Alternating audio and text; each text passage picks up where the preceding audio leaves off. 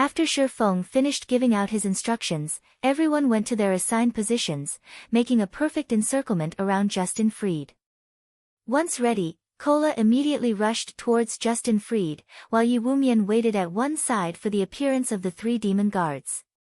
Compared to attacking an elite monster, the damage Kola dealt to Justin Fried was much lower. His normal attacks only dealt slightly more than -100 damage to the boss. After Kola solidified his aggro of the boss, everyone else promptly barraged Justin Fried with attacks. However, the team quickly discovered a crucial matter: Justin Fried's defense was seriously too high. During the trial runs, Kola had been the only one attacking.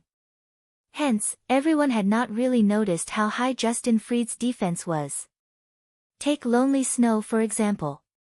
As a berserker, every time he struck Justin Fried's back with his two-handed axe, he could only deal slightly more than -200 damage.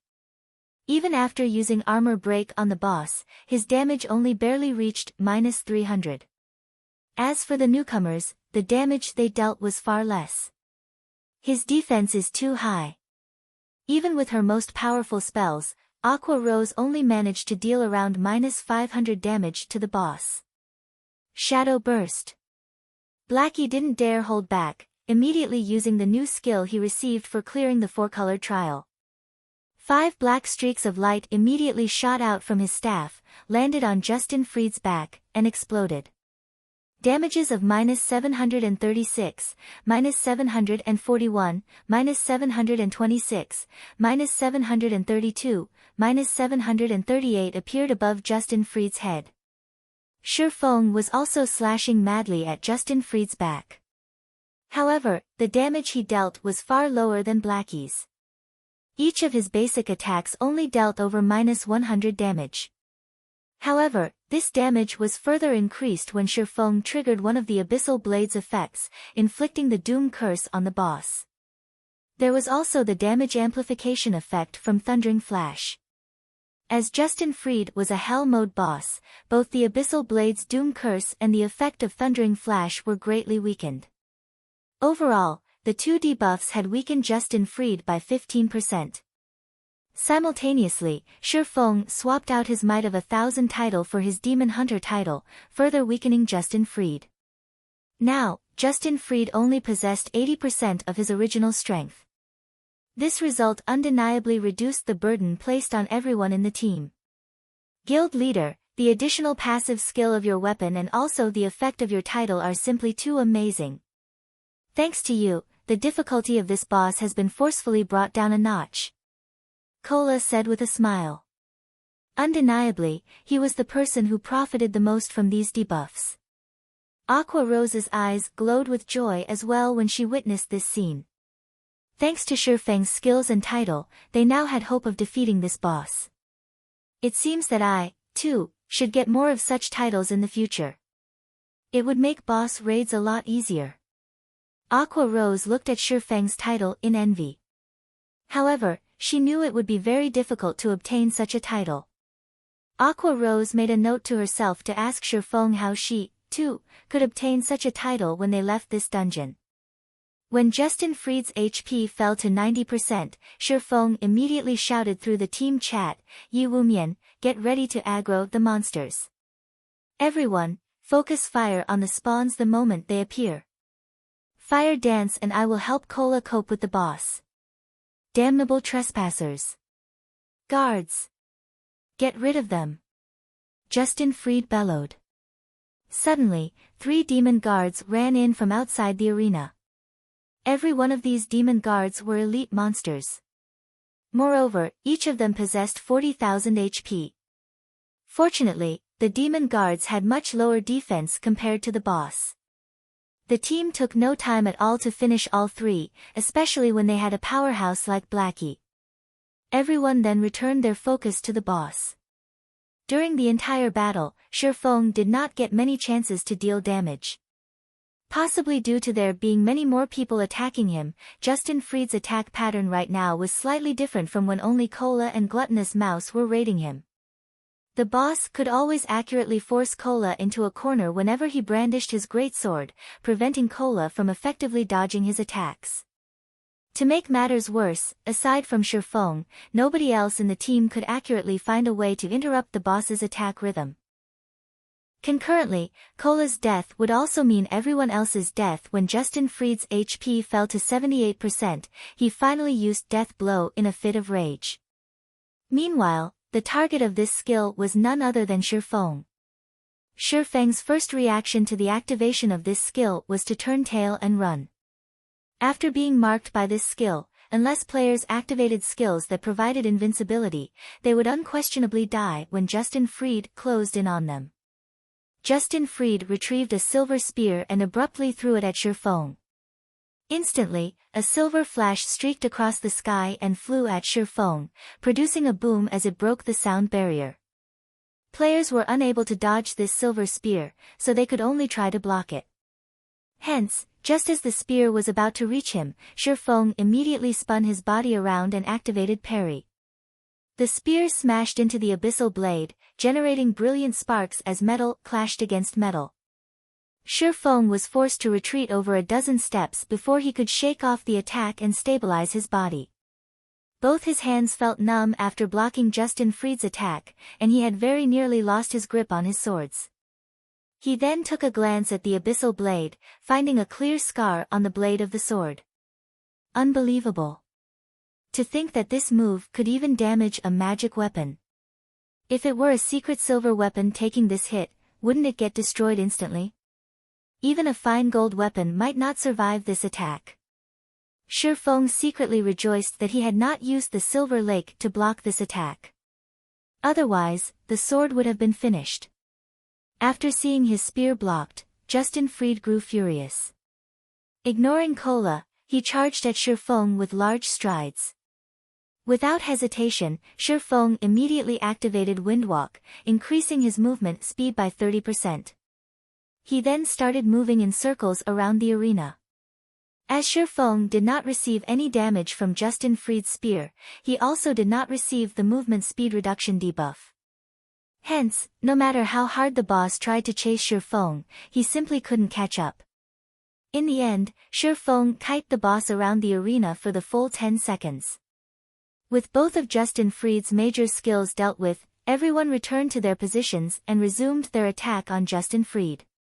Later on, no matter how many times Justin Fried used his major skills, the end result was still the same. After a dozen minutes passed, even when Justin Fried entered his berserk state, he still could not change the inevitable. The reason being, Cola had protection blessing to stave off the boss's increased damage. Cola also had the Arclight Guard's additional skill, Time Arc. The effect of this skill was the equivalent of providing Cola with 9 seconds of invincibility. It also allowed him to reset the cooldown of any skills he had used during Time Arc's duration. One way or another, Cola had managed to endure and survive through the 20-second duration of the boss's berserk state. In the end, Justin Fried let out a scream of resentment as he fell to the ground, his body leaving behind a pile of dazzling items as it disappeared. Chapter 265, Dark Knight Gaia. It's a jackpot. Our karma must be too good. I wonder what we'll get. This is the hell mode of the demon's castle. A jackpot should give us at least a dark gold weapon, right? Justin Fried's death allowed everyone to breathe a sigh of relief. However, when they saw the pile of items on the ground, everyone knew that their luck had come. Just a brief glance told them that Justin Fried had dropped more than 10 items. It was an obvious sign that this was one of those rare karmic jackpots.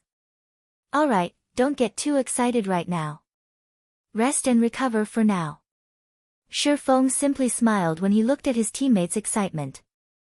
However, he knew that the jackpot this time around was no coincidence.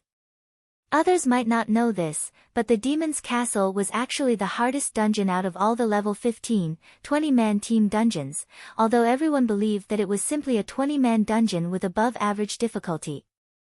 In the past, countless guilds had suffered team wipe after team wipe in order to raid the Demon's Castle. According to Shifeng's understanding, the bosses of every Hell Mode team dungeon that possessed the highest difficulty out of all Hell Mode team dungeons of the same level would always yield a jackpot when it was being raided for the first time. This was a reward by the system for pioneering the team dungeon with the highest difficulty. While Shifeng was counting up the loot from Justin Freed, a group of players revived at the entrance of the demon's castle. Boss, that Justin Freed's defense and attack are simply too high. Compared to a level 10 dungeon, the demon's castle is far more difficult. Moreover, this is only the normal mode dungeon.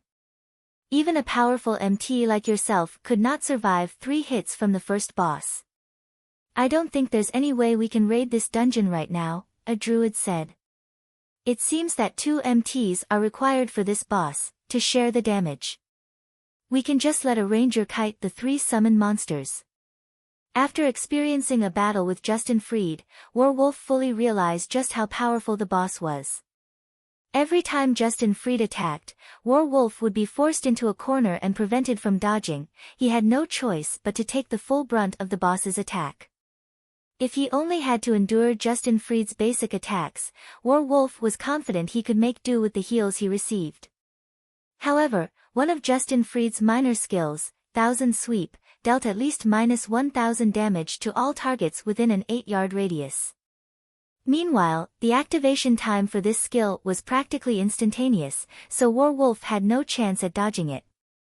When Werewolf ate this minor skill in addition to a basic attack, he would instantly lose at least 2000 HP. Only with all 4 healers in the team focusing their heals on him could they barely manage to get his HP back up to a safe level before Justin Freed's next attack connected.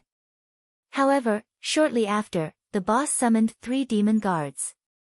Once the healers spread their focus to the other members of the team, Werewolf was promptly slain by Justin Freed. The end result? A team wipe. As Werewolf's team was about to enter the demon's castle for the second time, Shifeng had already started distributing the loot. The jackpot this time had yielded 11 weapons and equipment in total. There were also quite a number of magic crystals and precious materials. Among the weapons and equipment dropped were 3 secret silver equipment, leg guards for rangers, a hat for druids, and shoulder guards for summoners. As this was a guild-only team, and also a pioneer raid, the distribution of items this time was not done using the contribution auction method. Instead, Shifeng assigned the items to specific players while placing priority on increasing the overall battle prowess of the team. Meanwhile, fine gold ranked weapons and equipment numbered the most. There was a total of 6 of such items dropped by Justin Freed. The attributes of these items spoke for themselves. The items dropped from the hell mode of the demon's castle were all of the finest quality. Lonely Snow received a level 15 fine gold ranked great axe, while Kola received a level 15 fine gold ranked short sword. Meanwhile, the secret silver weapons the 2 previously used were passed on to their teammates. The remaining 4 items were fine gold equipment, shoes for swordsmen, arm guards for cursemancers, a chest piece for oracles, and a chest piece for elementalists. Shifeng kept the shoes for swordsmen for himself, exchanging it with his level 10 mysterious iron ranked boots. Triumph boots, shoes, plate armor, fine gold rank. Level 15. Defense plus 184. Strength plus 17, agility plus 20, endurance plus 12. Movement speed plus 5. Restricted to swordsmen. Additional passive skill dash. Light-footed, increases movement speed by 5%. Shifeng then handed the fine gold ranked arm guards to Blackie, the chest piece for oracles to Gluttonous Mouse, and the chest piece for elementalists to Aqua. The final 2 items were of dark gold rank. One was a pitch-black longsword, while the other was a dark gray-colored staff that emitted black mist. Demon Bane, one-handed sword, dark gold rank. Level 15. Attack power plus 183. Strength plus 20, agility plus 21, endurance plus 10.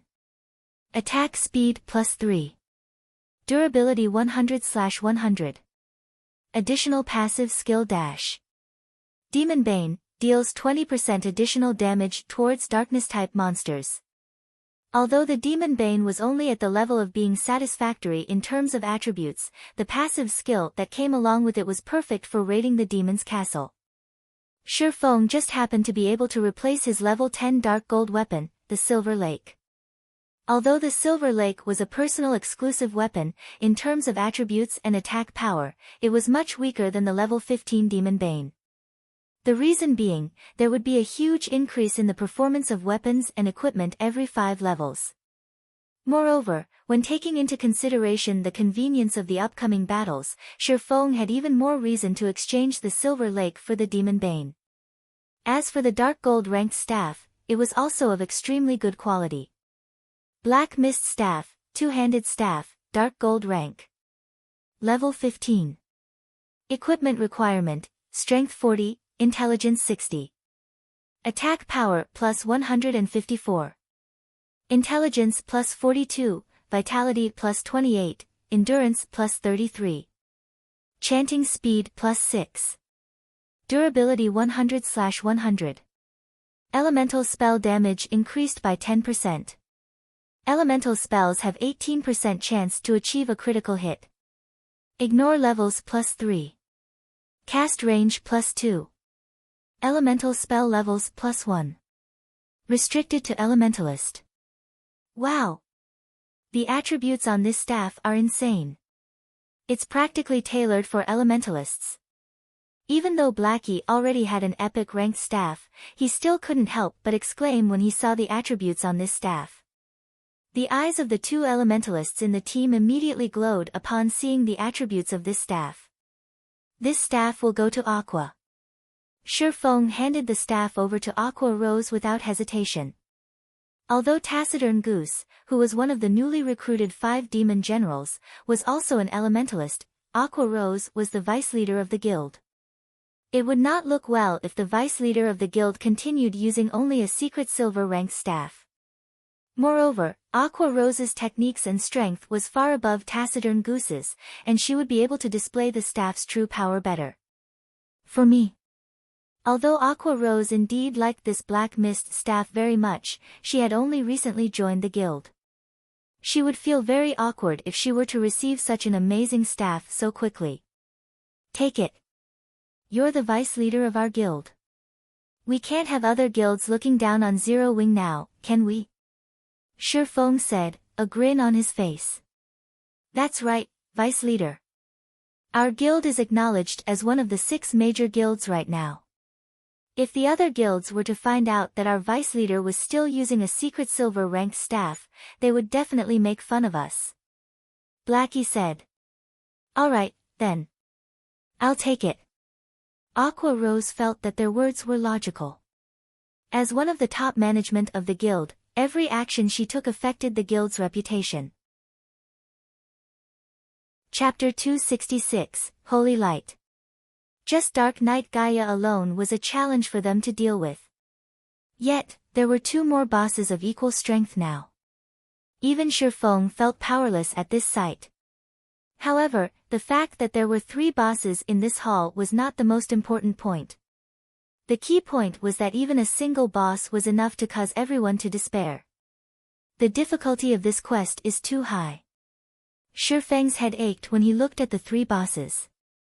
He never imagined that Weissman's quest would be so difficult. If it were the normal Hell Mode Demon's Castle, Shifeng would still have a way to clear it. However, if he had to face the 3 bosses before him simultaneously, then there really was no hope for clearing this dungeon at all. Dark Knight Gaia, High Lord rank. Level 16. HP 4000000/4000000. Fallen Angel Heir, High Lord rank. Level 16. HP 3/600,000/3/600,000. Fallen Angel Lara, High Lord rank. Level 16. HP 3/600,000/3/600,000. Not only did the quest increase the number of bosses, it had also greatly increased their strength. With a frightening 4 million HP, even if their healers exhausted all their mana, they still wouldn't be able to kill Dark Knight Gaia. It was also highly possible that Kola would die with a single stab from Dark Knight Gaia's spear. Guild leader, I think we should withdraw. There must be a problem with the system. 4,000,000 HP is just ridiculous, Cola said, shaking his head while sighing. I think so as well, Brother Fong. Maybe we should go out and reset the dungeon, Blackie said. The others had similar thoughts as well. Even if this was hell mode, the difficulty of these bosses was simply preposterous. Since we've already come this far, let's give it a try. There should be a special mechanism in place if the bosses are set to be so powerful. Shi Feng did not think there was an error with the system. It definitely had its own reasoning for making the bosses this powerful. So, they might as well test the water. Who knows? They might even discover some secret trick that will allow them to defeat these bosses. Since Shi Feng had already spoken, the others naturally did not oppose his decision. At worst, they would simply waste some of their EXP, and EXP was something they could easily obtain. Hence, like the previous time, Cola and Gluttonous Mouse went ahead to gauge the standards of the bosses. Like before, Cola threw his shield at the 3 bosses, activating Shield of Vengeance. Yet, the moment Cola's shield struck the 3 bosses, everyone in the team was stunned by what they saw. -1, -1, -1. Only 1 point of damage appeared above each of the 3 bosses. Their frightening defense rendered everyone in the team speechless. You are seeking death. Dark Knight Gaia spoke in a tone that was neither enraged nor arrogant. Rather, his voice was only filled with coldness and indifference. He spoke just like a machine, emotionless. Gaia then slowly got up from his throne. He did not rush to attack Cola, instead choosing to abruptly focus his eyes on Cola. Cola instantly felt a chill overcome his body. Although this was a game, the pressure he felt was nothing but real. Similarly, the 2 fallen angels by Gaia's side did not take any action. They did not even give Cola a single glance, as if saying Cola was not worth their attention at all. I refuse to believe it yet. Cola summoned up his courage as he used punishment on Dark Knight Gaia. However, just like before, his attack only dealt 1 point of damage to the boss. Everyone cringed at this result. This time, Dark Knight Gaia finally retaliated against Cola's attack. Gaia casually retrieved a spear from his side, aimed it at Cola, and threw it. Before anyone could react, a flash of light pierced through Cola's chest, followed by a sonic boom reverberating throughout the hall. The attack caused over -2,900 damage to Cola, leaving him with only several hundred HP remaining. He also discovered the silhouette of a person floating amidst the pillar of holy light. Hence, Shi Feng shouted in the team chat, everyone, together. Healers, get Cola's HP back up first. Previously, everyone merely had the intention of giving the bosses a try, they did not hold any hope of actually killing them. Now that a chance had appeared, how could they easily give it up? The atmosphere surrounding the team instantly changed. No longer were they shrouded by despair. Huh? Why is it her? When the person inside the pillar of light walked out, Shi Feng discovered a familiar face. When he caught a clearer view of that saintly appearance, his mind immediately turned sluggish. The person that walked out of the pillar of holy light was actually the Tier 3 divine official Charlene. Wow! My goddess! Blackie's eyes widened upon seeing Charlene, his drool nearly leaking out of his mouth. Putting aside Charlene's peerless appearance and graceful figure, just that extraordinary aura that she exuded would attract others to her. Gifted with both appearance and aura, Charlene was even more mesmerizing than the snow goddess, Gentle Snow. After Charlene descended into the hall, she did not look at the people behind her. Instead, she focused her attention on the black throne, at Dark Knight Gaia and the 2 fallen angels by his side. Dark Knight Gaia no longer maintained his look of indifference when he noticed Charlene's appearance. Instead, a hint of fear showed on his face. Gaia, leave that woman to us. You take care of those ants and activate the teleportation gate. It is about time we let this continent be filled with fear and death once more, Fallen Angel Air said. Yes, Lady Air, Dark Knight Gaia answered respectfully. At the same time, Charlene whirled around to look at everyone, saying, "Adventurers." For his selfish gains, Gaia has turned the past inhabitants of this castle into demons, letting them live a life that is worse than death. Now, he is even trying to open a gate to the demon world, summoning the Legion of Dead to attack White River City. You must stop Gaia from doing so at all costs and prevent a terrible fate from befalling the inhabitants of White River City. Finished speaking, Charlene immediately chanted some divine incantations. She then pointed a finger at the players before her. Suddenly, everyone in the team received a buff. Blessing of Holy Light. Increases all attributes by 200 points. This blessing is insane. My magic damage is over 1,000 points. My HP is also over 5,000. This feels awesome. Blackie said in exhilaration. Everyone else shared Blackie's feelings. Their bodies felt full of power, and they felt that they could easily go back and trample the previous boss, Justin Freed. Just the HP of the ranged players had already exceeded the 5,000 threshold.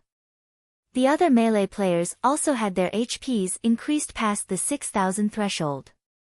As for the monstrous MT of the team, Cola, his HP had already gone past the 7,000 threshold. Cola was practically a mini-boss now. After Charlene and the two fallen angels departed to do battle, Dark Knight Gaia immediately charged towards the team of players, intending to massacre them quickly. At this time, everyone in the team no longer looked at Dark Knight Gaia with fearful eyes like before. Even if Cola received close to -3,000 damage from a single spear throw from the boss, the Guardian Knight presently had over 7,000 HP. Moreover, the healers also had their magic damage increased from the blessing. Now, a casual heal from any one of them could replenish over 1,000 HP for Cola. They had no problems coping with Dark Knight Gaia's frightening damage. Taking the lead, Cola immediately slashed his sword at Gaia, following up the attack with a punishment. -328, -641. 2 damages appeared above Dark Knight Gaia's head. Meanwhile, Shi Feng had used silent steps and arrived at Dark Knight Gaia's back. Chapter 267, Legendary Power. This won't do. The damage we're dealing is still too low. If this keeps up, we will definitely be the ones to die. After several exchanges with Dark Knight Gaia, Shi Feng had already deduced the most likely ending of this raid. His mind immediately started churning for a solution to this problem. When Dark Knight Gaia's HP fell to 70%, everyone else detected that something was wrong. The spear Gaia brandished was like a python, containing both power and agility. Gaia had a more relaxed time responding to everyone's attacks now, successfully blocking and rendering many of the attacks sent at him ineffective. Currently, Gaia was like the reincarnation of the spear god. Dark Knight Gaia abruptly swept his spear in a circle, sending Shi Feng and the others, who were attacking his back, flying. Shi Feng reacted quickly and used parry without hesitation, preventing any harm from reaching him. Unfortunately, everyone else in the team was not as quick to react. As a result, each of them received over -2,000 damage from the attack, suddenly increasing the burden placed on the healers. Meanwhile, the main target of Dark Knight Gaia's attack, Cola, had to retreat a handful of steps before stabilizing his body. A frightening damage of -4,300 also appeared above his head. Guild leader, the boss is getting more powerful the longer we fight. I don't think I will last long if this situation continues. At this moment, the Guardian Knight, Cola, was no longer as calm and composed as he was before. Currently, the Dark Knight Gaia would deal around -3,000 damage each time he attacked Cola. If the boss triggered a critical hit or used a skill, he would deal over -4,000 damage. Even if Cola had over 7,000 HP, the pressure placed on him was huge. His HP constantly hovered around the safety threshold, which was a very dangerous situation. This was exactly where the Dark Knight Gaia excelled. The longer he fought, the braver he got. On the surface, Dark Knight Gaia did not seem to use any major skills. However, in reality, he had been using them constantly. Blood Rage. With this skill, the longer Dark Knight Gaia battled, the higher his damage would become. His attack speed would also rise as time passed. Just this skill alone was already sufficient to make any team that dared challenge him kneel and accept defeat. In addition, Dark Knight Gaia also possessed an AoE skill, Blood Domain. The skill had an effective area of 100 yards. When used, a blood demon would spawn behind all enemies within this range. These blood fiends each had 10,000 HP, contrary to expectations, these blood fiends would not attack players. Instead, if these blood fiends came within 3 yards of their locked target, they would self-destruct. The resulting explosion had an effective radius of 20 yards, and in Hell mode, the explosion would deal -2,000 damage. However, due to Shifeng's quest, the current boss the team faced was an enhanced version of the Hell mode Dark Knight Gaia. Hence, Shifeng did not know how much damage the blood fiends would deal if they exploded, it was bound to be more than -2,000 damage. If they could not deal with these blood fiends quickly, leaving the monsters to self-destruct without control, the end result would, without a doubt, be a team wipe. Yet, if everyone were to run around the hall while having the blood fiends chase after them, it would disrupt the team's formation. Any mistake made during this confusion would easily lead to a team wipe. Hence, the moment these blood fiends appeared, they needed to deal with them within the shortest amount of time possible. Just depending on the blessing of holy light won't be enough to deal with this boss. If we can't increase our damage output, we will die sooner or later. Shifeng took a look at the mana levels of the 4 healers and discovered that all of them only had around half remaining.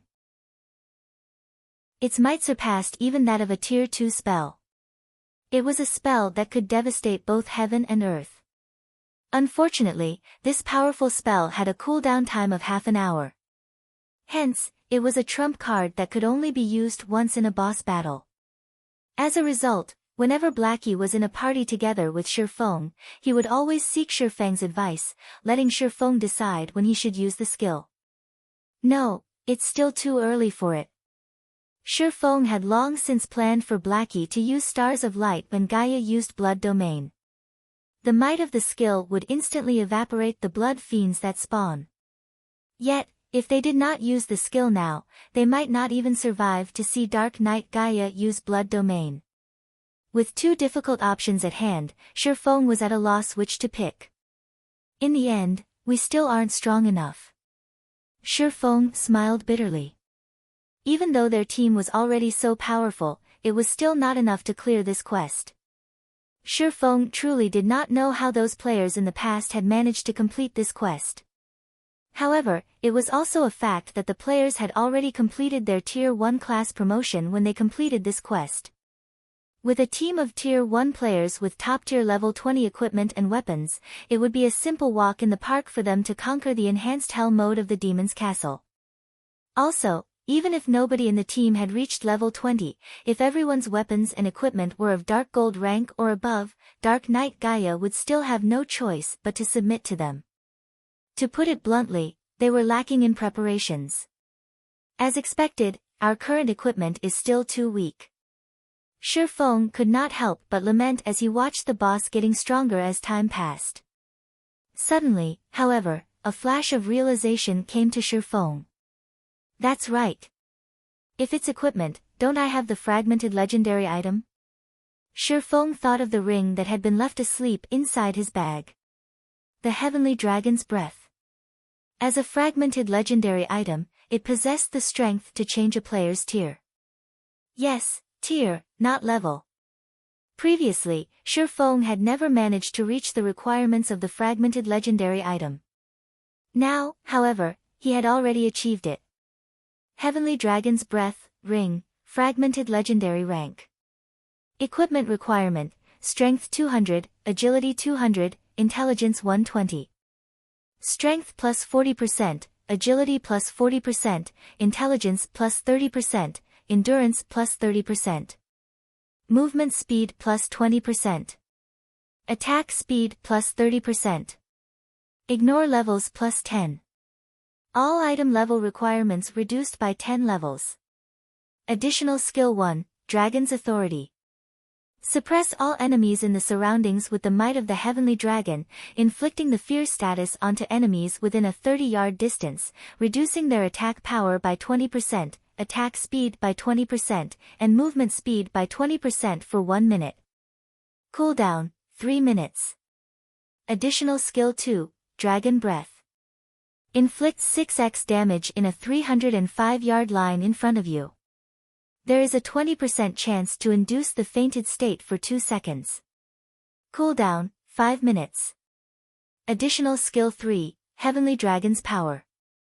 Allows the user to temporarily possess the power of the Heavenly Dragon, increasing HP by 300%, Strength by 100%, and Defense by 300%, and grants immunity to all controlling effects for 2 minutes. Cooldown, 3 hours. The Dragon Slayer Mekaseru once owned the Heavenly Dragon's Breath.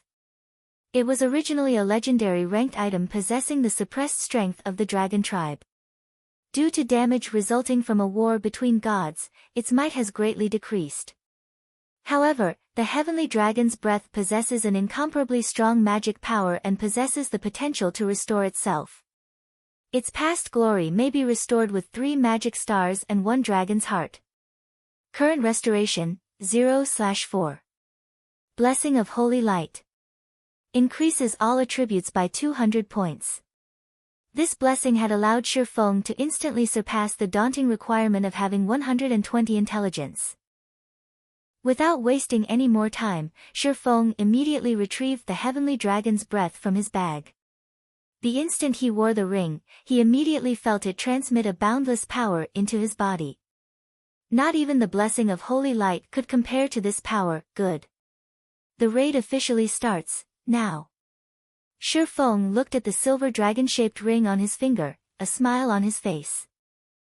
Whether it was his past life or his present life, this was the very first time he was feeling the strength of a legendary item, even if it was only a fragment. He then shifted his gaze towards Dark Knight Gaia, his eyes abruptly focusing. Dragon's Authority. Instantly, everyone felt Shifeng's transformation. They could feel the might of an ancient dragon coming off him, and even their souls quivered in the face of this power. Meanwhile, as if stuck in a deep quagmire, Dark Knight Gaia's movements turned sluggish. Gaia's attack power was greatly reduced as well, letting Kola gain a breather. Kola no longer felt overwhelmed by Gaia's attacks, and he could even dodge the boss's attacks now. It wasn't just limited to Kola. Everyone else started attacking with greater efficiency as well. Originally, they were on the verge of being team-wiped. Yet, the situation suddenly had a huge change. It was simply unbelievable. What happened? Aqua Rose was shocked. The reason being, along with the passing of time, Dark Knight Gaia would grow stronger and stronger. Moreover, Dragon's Authority lasted for only 1 minute. After the minute was up, Dark Knight Gaia would once again be like the reincarnation of a spear god. With Kola's equipment, he would not last long under the boss's onslaught.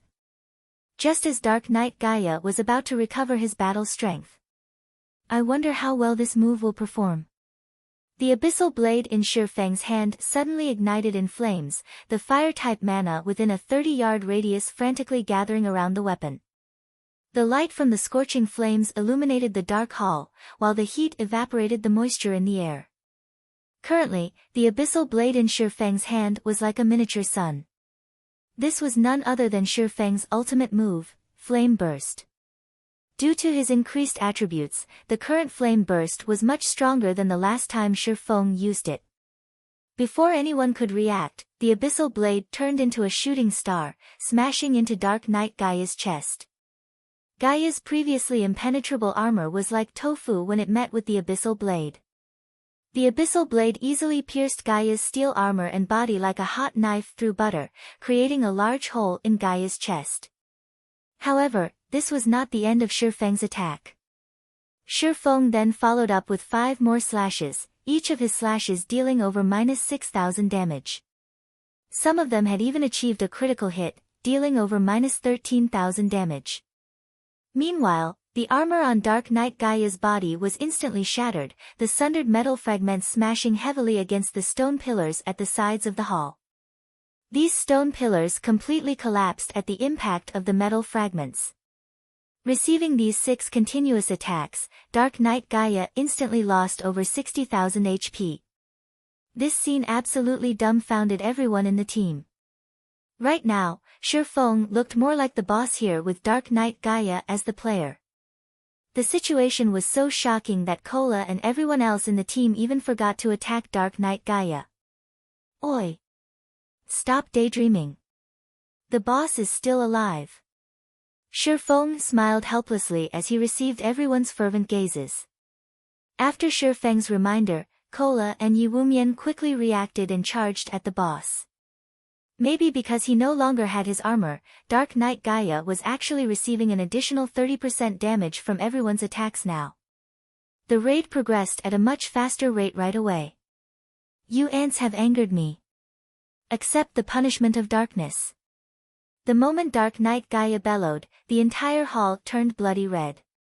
Immediately, 20 ferocious-looking blood fiends appeared within the hall. Meanwhile, these blood fiends each had 20,000 HP, and each of them quickly ran towards their locked targets after being summoned. Blackie. Shi Feng said in the team chat. Got it. It's finally time for me to show off. Blackie chuckled as he waved his staff. A gigantic magic circle appeared above the hall, and in the blink of an eye, a dazzling star emerged from the magic circle and crashed downwards. The stars of light had a very wide coverage. Hence, Blackie easily enveloped all the blood fiends within the skill, the enraged Dark Knight Gaia included.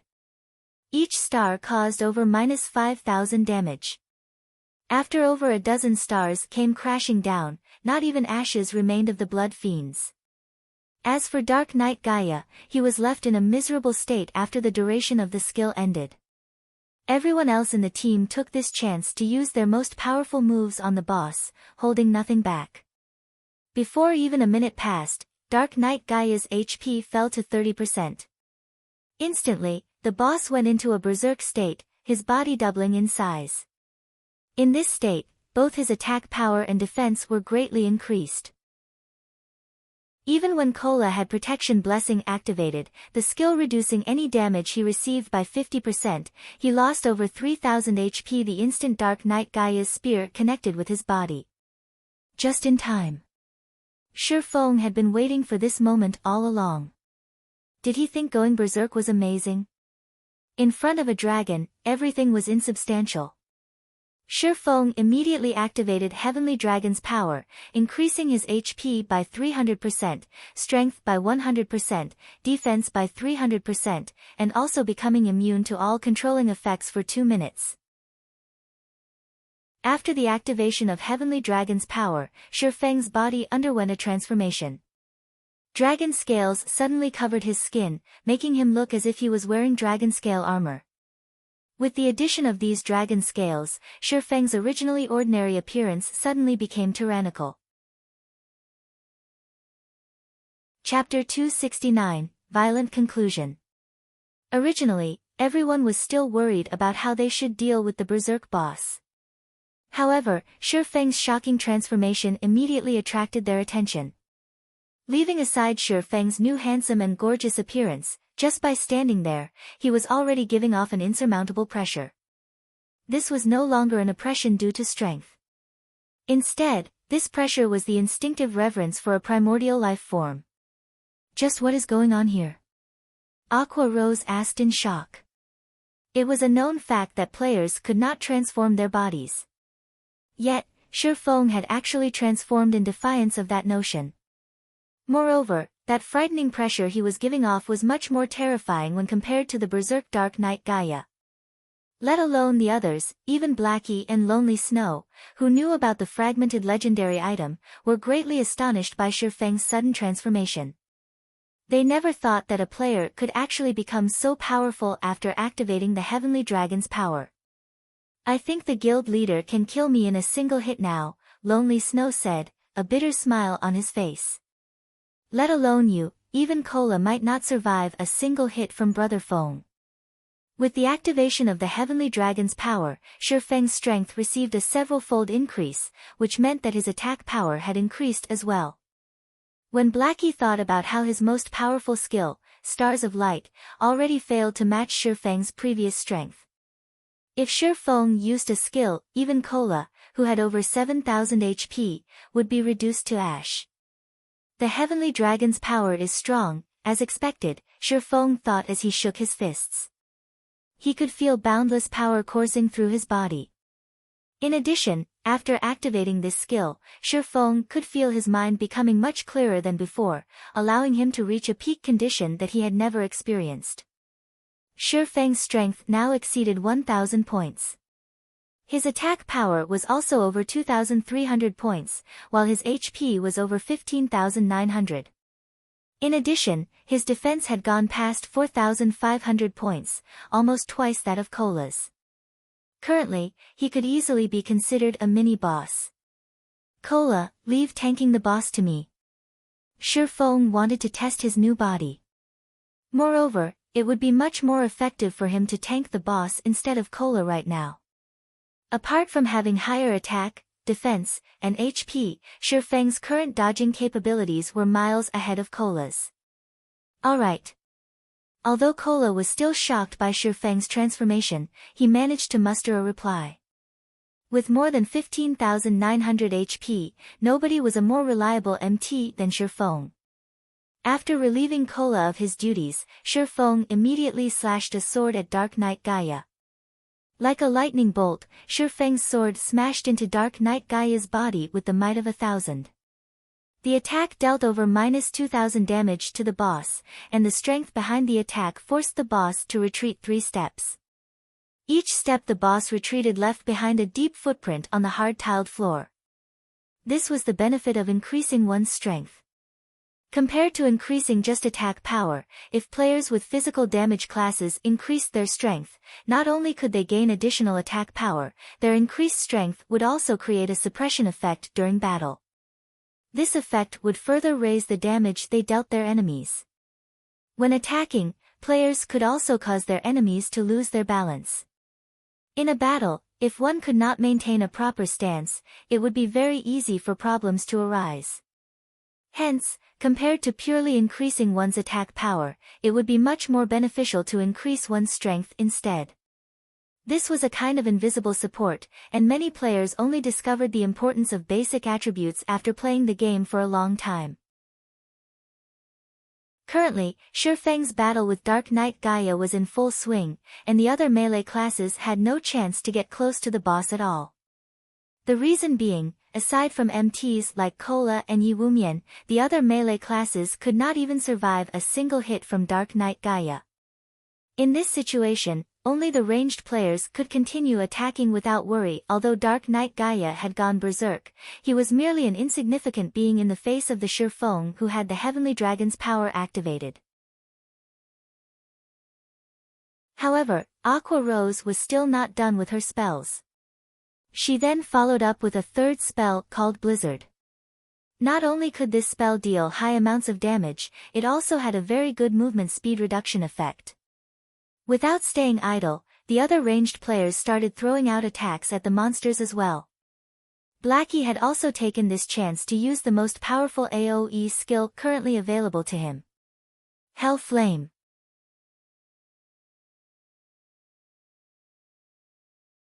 Chapter 270, Ennobled. Outside one of the 3 great dungeons, the Land of Death, there were many guilds that had established a base of operations to facilitate raiding the dungeon.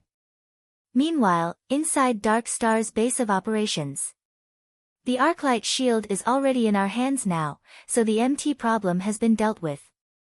The next thing we need to do is to snatch the first clear of the Land of Death right in front of everyone, Lone Tyrant said in high spirits. Lone Tyrant had spent a lot of effort in order to acquire the Arclight shield. In order to quickly collect the required 30 gold coins, he had played the role of the gullible fool and purchased them at an overpriced value of 700,000 credits. However, now that the actual item was in his hands, Dark Star would officially become the second guild in White River City to start raiding the hard mode of one of the 3 great dungeons. Previously, the main reason why Dark Star had been surpassed by Ouroboros was the insufficient strength of their MT. Now, however, the situation was different. With their newly acquired Arclight shield, Dark Star would be competing with Ouroboros on a level playing field. As for the other guilds, Dark Star had no reason to be fearful of them. Even if Zero Wing already had their own Arclight shields, they were only a recently established guild. They did not possess the backing required to raid the 3 great dungeons.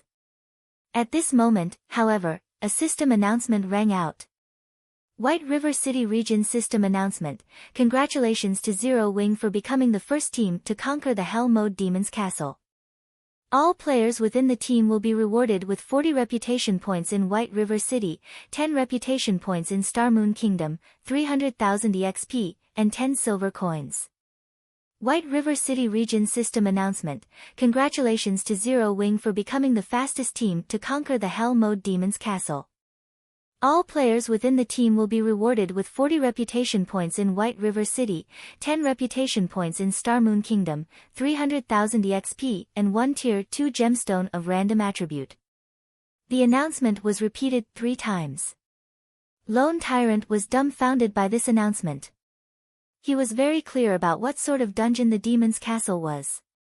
If not for the fact that the first clear of the 3 great dungeons was too important to them, Dark Star would have long since started raiding the Demon's Castle. However, Zero Wing had gotten the drop on them and secretly taken the first clear of the Demon's Castle. Moreover, it was the first clear of the Hell Mode Demon's Castle. Currently, Ouroboros was the only guild in White River City that could successfully raid a 20-man hard mode dungeon. However, that capability was limited to the level 10 low difficulty dungeons, and not a level 15 high difficulty dungeon. How did they do it? Aren't they just a recently established guild? Lone Tyrant could not make sense of the situation. Did the Yifeng help them in secret? Even so, they still shouldn't be able to clear it. That's a 20-man dungeon, there is a limit to one person's strength. Boss, do you want us to go investigate? An assassin asked. No need. The 3 great dungeons takes priority. Zero Wing has only obtained the first clear of the Demon's Castle. By the time we obtain the first clear of the Land of Death, Zero Wing would only serve as a foil to make Dark Star look even better. Lone Tyrant shook his head, a contemptuous smile on his face. Although Lone Tyrant acted dismissively towards Zero Wing's achievement, the other guilds in White River City did not. In addition, the independent players in White River City were also greatly astonished by Zero Wing's achievement. Before, not everyone felt that Zero Wing really deserved to be ranked as one of the top 6 guilds of White River City. I don't even know how I should reward you for your efforts.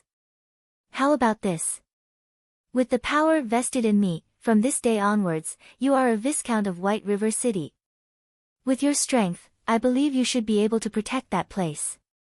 Take this Blacksteel's contract here and head over to that place, then. System, Unique Quest, Demon's Heart, completed.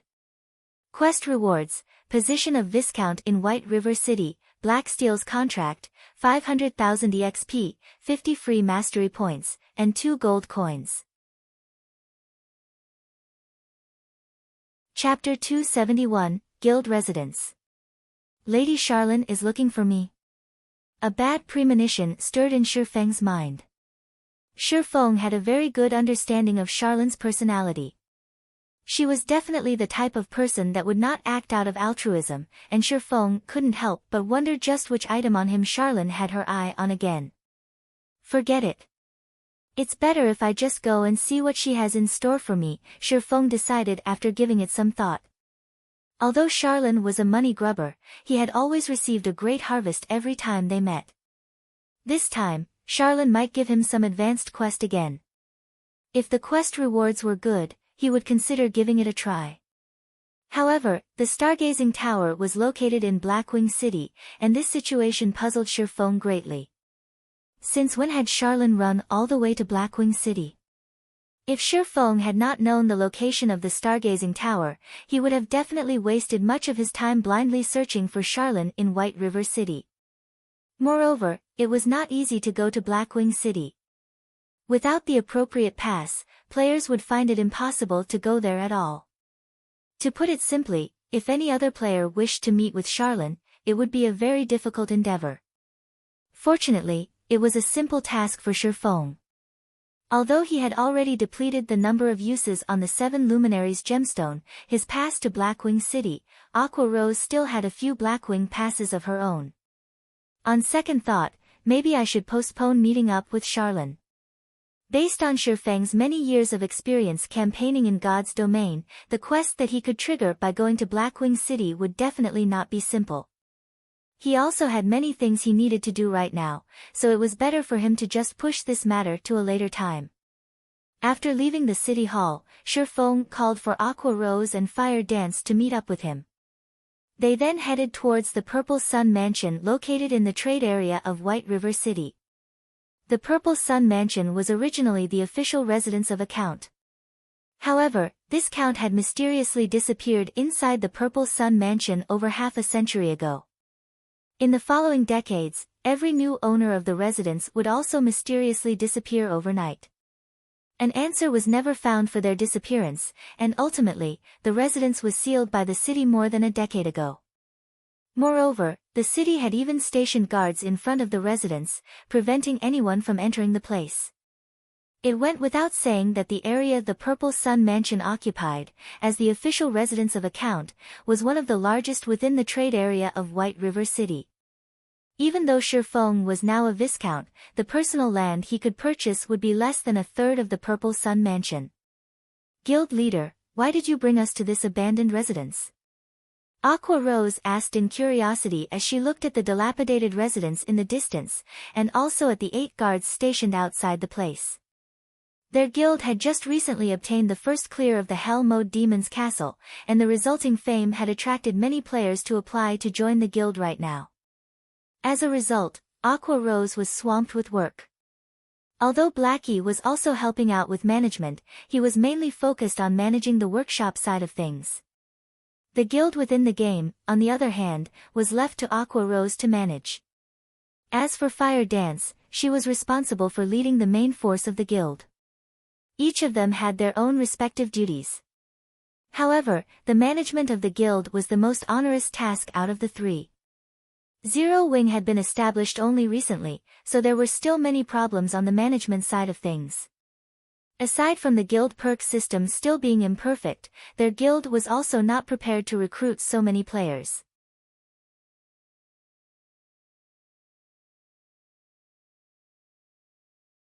Chapter 272, Spirited Away. Based on Aqua Rose's knowledge about the authority of barons, aside from being able to purchase private territory within White River City, they could also hire their own guards.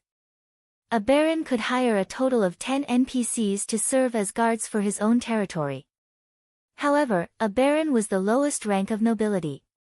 Only when one was promoted to viscount would one be counted as one of the true nobles of the city. A viscount could not only purchase private territory, one could recruit up to 40 NPCs as guards, as well as have 2 personal guards. Having personal guards was a special privilege available only to true nobles. The normal guards hired by players were not capable of growth, unlike personal guards. In other words, after recruitment, the levels of normal guards would not change no matter how much time passed. On the other hand, personal guards could be leveled up. They would also receive bonus attributes from leveling up, making them much stronger than normal guards. The difference between the two was like the difference between a common monster and a boss monster. Meanwhile, if their guild had these personal guards protecting their guild residence, at this stage of the game, the defense of their guild residence would definitely be foolproof. Furthermore, they could even have these personal guards participate in boss battles. Although the levels of these NPCs would be suppressed, they would still be a lot stronger than the average player. With these personal guards, Zero Wing would have a greater advantage over other guilds when contesting for field bosses. Thinking up to this point, Aqua Rose couldn't help but reevaluate her opinion of Shifeng once again. Guild leader, the more I get to know you, the less I actually understand about you. Not only have you managed to obtain such an excellent location for a guild residence, you are also a Viscount of White River City. If other guilds were to find out about this matter, they would definitely go insane, Aqua Rose giggled, blinking her shining large eyes. Indeed, they will definitely hunt me down like maniacs, Shifeng laughed. The moment a guild possessed their own residence, they would be like a seedling that had finally set down roots, they would no longer be at the mercy of the winds and rain. Only by growing roots could a plant thrive and have the possibility to grow into a towering tree. In the past, a player had once joked that a guild without their own guild residence was like a gang of mountain bandits, while a guild that had their own guild residence was like the lord of a region.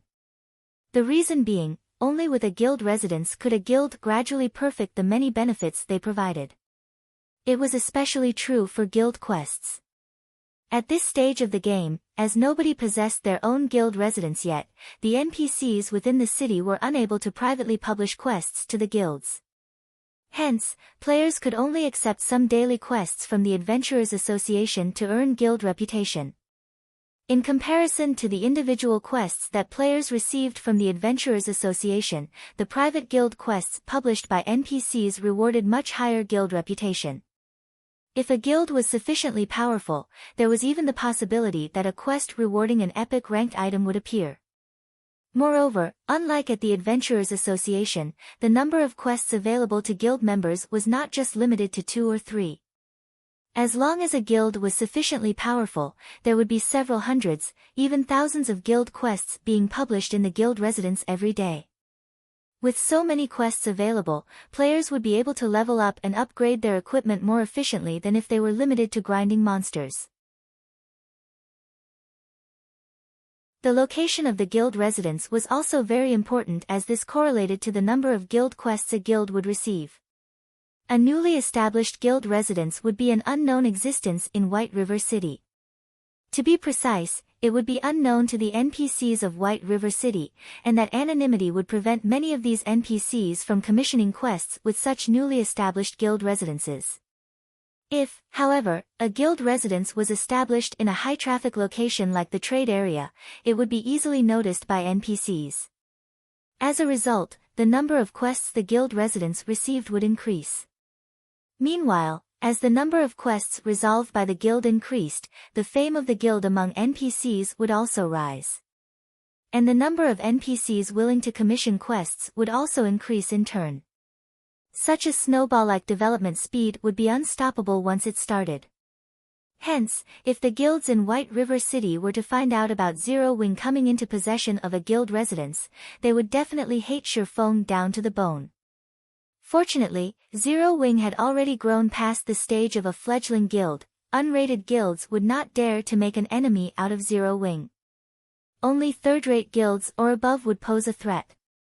However, once Zero Wing officially establishes its guild residence, not even third-rate guilds would dare to become its enemies. While Shifeng and Aqua Rose were having their merry discussion, the three of them arrived inside the main building of the Purple Sun Mansion. After remaining vacant for over a decade, the interior of the mansion was fully covered in a layer of dust. Weeds could even be seen growing in certain locations inside the mansion. The interior of the building looked extremely dilapidated, as if it could collapse at any moment. Not to mention people, even rats would not want to live in this place. It seems this place needs to be completely demolished and rebuilt, Shifeng said in heartache as he swept a glance at the interior of the mansion. For privately owned territories, any expenditures spent on it had to come out from the owner's own pockets. However, not to mention building a guild hall meant for an entire guild, even the cost of building an ordinary house was insanely expensive. It was a price that no normal person could afford. Only a large guild with immense wealth could afford such a price. Guild leader, you are the wealthiest player in White River City, yet you're actually crying about being poor? Aqua Rose rolled her eyes at Shifeng. She knew for a fact that Shifeng had spent over 100 gold coins without even blinking when he bought the Arclight shield forging design. Shifeng could only shake his head and bitterly smile in reply to Aqua Rose's teasing. What Aqua Rose did not know was that a fee of 200 gold coins was required in order to construct even the most common guild hall. Meanwhile, such a guild hall only had a capacity of 500 players. If it were a guild hall with a capacity of 1,000 players, the construction fee would be 500 gold coins. With the area the Purple Sun Mansion occupied, Shifeng could build an advanced guild hall with a capacity of 3,000 players, at the very least. However, the price tag for an advanced guild hall was 3,000 gold coins. 3,000 gold was an astronomical sum for any one guild. Even though Shifeng indeed had the ability to construct an advanced guild hall, he still had the burden of 30,000 gold from the Gospel Project quest bearing down on him. He dared not randomly spend his money. The only reason he had spent over 100 gold for the Arclight shield forging design was because he was confident of earning back the money through sales of the shields he produced. In the case of the guild hall, however, it was a one-way expenditure. Just as Shifeng's group arrived at a flight of stairs, Shifeng suddenly felt a gust of cold wind blowing over his face. He could also hear an indistinct voice whispering by his ears, as if calling him to descend the stairs. Instantly, Shifeng felt all the hairs on his body stand up. Without hesitation, Shifeng immediately unsheathed the abyssal blade and the demon bane, raising his 5 senses to their very limits. In this moment, he was fully prepared for any enemies that would show up. Aqua Rose and Fire Dance, on the other hand, reacted a tad slower than Shifeng. However, they too promptly readied their weapons as they fixed their gazes at the staircase. Contrary to their expectations, however, nothing appeared from the staircase. Only a cold breeze blew up from below, causing the weeds within the mansion to quiver slightly. How can there be wind coming from inside the building? Fire Dance asked, feeling there was something very strange about the situation. The virtual world of God's domain closely resembled reality. Meanwhile, their current location was the heart of the mansion. It was an enclosed space, so it should have been impossible for any wind to be present. Likewise, Shifeng also felt this matter was strange. However, according to Shifeng's knowledge, there was indeed something very strange about this Purple Sun Mansion. After all, it was a fact that every previous owner of the mansion had disappeared without a trace while staying inside the building. It was due to these disappearances that the inhabitants of White River City had nicknamed the building the Ghost Mansion. Even the Tier 4 wizard Weissman could not find the reason for the past owner's disappearances. The only solution he had was to send out a team of guards to prevent anyone from entering the mansion. Shifeng also had not learned anything about the Purple Sun Mansion in his past life. Hence, he could only rely on himself to resolve this matter. Only, he never expected to feel such a great pressure just by standing at the entrance of the staircase. It felt as if he was standing in front of a ferocious beast. Moreover, this kind of pressure had a sense of familiarity. However, Shifeng could not recall where he had felt this pressure before. The cold wind seems to be coming from the basement. Let's go have a look at it for now. Shifeng shook his head. He decided to first discover the source of this mysterious wind before making any further decisions. Chapter 273, Forgotten Lands. After entering the basement of the Purple Sun Mansion, Shifeng took a look around, finding nothing special about the place. The entire room was empty. There was none of the cold wind from before, neither was there the oppressive feeling that could shock even one's soul. There's nothing here. Were my senses playing tricks on me? When Fire Dance discovered no monsters in the basement, she promptly put away her daggers, sheathing the weapons back into their scabbards. I don't know, but it is indeed true that there is no danger here, Shifeng said, shaking his head. As players experienced more and more battles in God's domain, their sensitivity towards danger would also gradually improve. It was especially true for an expert of God's domain. Moreover, this ability of players to perceive danger was usually not wrong. Let's take a closer look around, Shifeng said. If they could not resolve this mysterious situation whereby the mansion's inhabitants were spirited away, should something actually happen, it would be a tragedy if the incident scared away the NPCs that came to commission quests with the guild. If players were the ones to get caught up in this mystery, they would at worst die once, losing a level and some skill proficiency. However, it would be different if an NPC were to get entangled in this matter. If they died, then it would be a true death for them, the main god system would not revive them. Hence, it was imperative for Shifeng to resolve this mystery as soon as possible. Otherwise, this prime real estate would be worthless. After the trio searched for more than 10 minutes, they found no problems with the place. Not to mention a monster, they couldn't even find a mouse in this place. However, Shifeng did not think that the enormous pressure he felt before was an illusion, especially since he had also felt this pressure previously in his past life. It was just that he could not recall when he had felt it exactly. After searching for a long time and getting no results, Shifeng's group had no other choice but to return upstairs. What's going on here? The moment the group arrived upstairs, Aqua Rose immediately called out in shock when she saw the scene before her. Aqua Rose wasn't the only person who was shocked, even Shifeng was taken aback by what he saw. They had simply returned to the hall on the first floor, yet, the scene here was completely different from before. No longer was it the empty, dilapidated hall they had seen. Instead, the sight that greeted the three after they exited the staircase was an intricate labyrinthine corridor. It was as if they had arrived at an entirely different place. It was definitely not the former Purple Sun mansion they had been in. At this moment, a notification sounded from the system. System, players have discovered the Forgotten Lands. All communications to the outside world are temporarily disabled.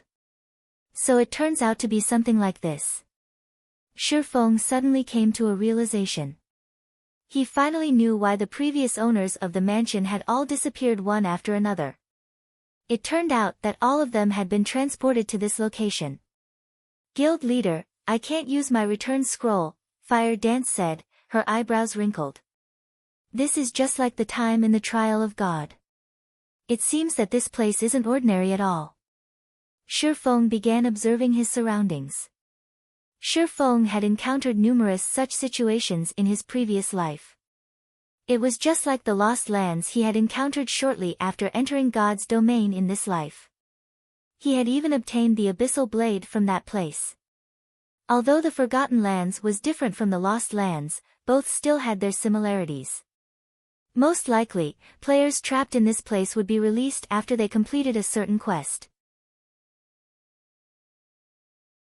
In any case, they had not met with any dangers so far, and it would be much more efficient if they explored the map separately unwittingly. A day passed by without anything happening. Only on the second day did Aqua Rose find something new in the region she explored. Aqua Rose discovered a large magic array. According to the speculations of Shifeng and an elementalist like Aqua Rose, it should be a magic array that was tier 5 or above. However, as to what this magic array was used for, not even Shifeng with his bountiful experience could guess. Unless there was a tier 5 wizard or a tier 6 mage god before them. Following which, after spending the rest of the day exploring the place, Fire Dance discovered a second magic array that looked exactly the same as the first one. Other than this discovery, the trio found nothing else. They did not find even a single monster throughout their exploration, nor did they receive any quest notifications. Aqua Rose entertained the thought of simply giving up on this pointless endeavor. It would be more worthwhile for her to just kill herself and return to the city. In this godforsaken place, they could not level up, neither was there any quest for them to complete. They were simply wasting their time by staying here. Moreover, she was the manager of the guild. She still had many things she needed to do. How could she afford to waste so much precious time in this place? Moreover, there was still the matter of the guild residence. However, Shifeng discouraged Aqua Rose from taking such an action. The reason being, there was no guarantee she could return to the city even if she killed herself. In the event that she could not return, she would have lost a level for nothing. Listening to Shifeng's words, Aqua Rose had no choice but to give up on this idea of hers as she continued exploring this Forgotten Lands. When the third day arrived, after exploring a majority of the Forgotten Lands, the group discovered 3 more magic arrays. In total, they had discovered 5 of such Tier 5 magic arrays. Soon after, the 3 of them met up and shared their map information with each other. The moment their map information sharing was completed, a notification sounded from the system. System, unique quest, miracles unsealed, activated. Quest details, remove the seal on the Forgotten Lands. Quest rewards, unknown. Remove the seal on the Forgotten Lands? The quest doesn't even tell us how to do so. What are we even supposed to do here? Fire Dance glared at the notification screen in anger. They had been exploring this place for 3 days now, yet, the only thing they got in return was this quest that provided them with no hints at all. The game was simply too despicable. It should be around here, Shifeng said, pointing on the map. To be precise, he was pointing at an area central to the 5 magic arrays. Magic arrays require mana to operate, and normally use mana crystals as a source for mana. However, although the magic arrays were functioning properly when we discovered them, there was no sign of any mana crystals on site powering them. Moreover, these 5 magic arrays seem to be an integrated structure, so there should be a place where they draw their mana from. We've already explored the outskirts of the Forgotten Lands, and the only area we have yet to explore is the central region.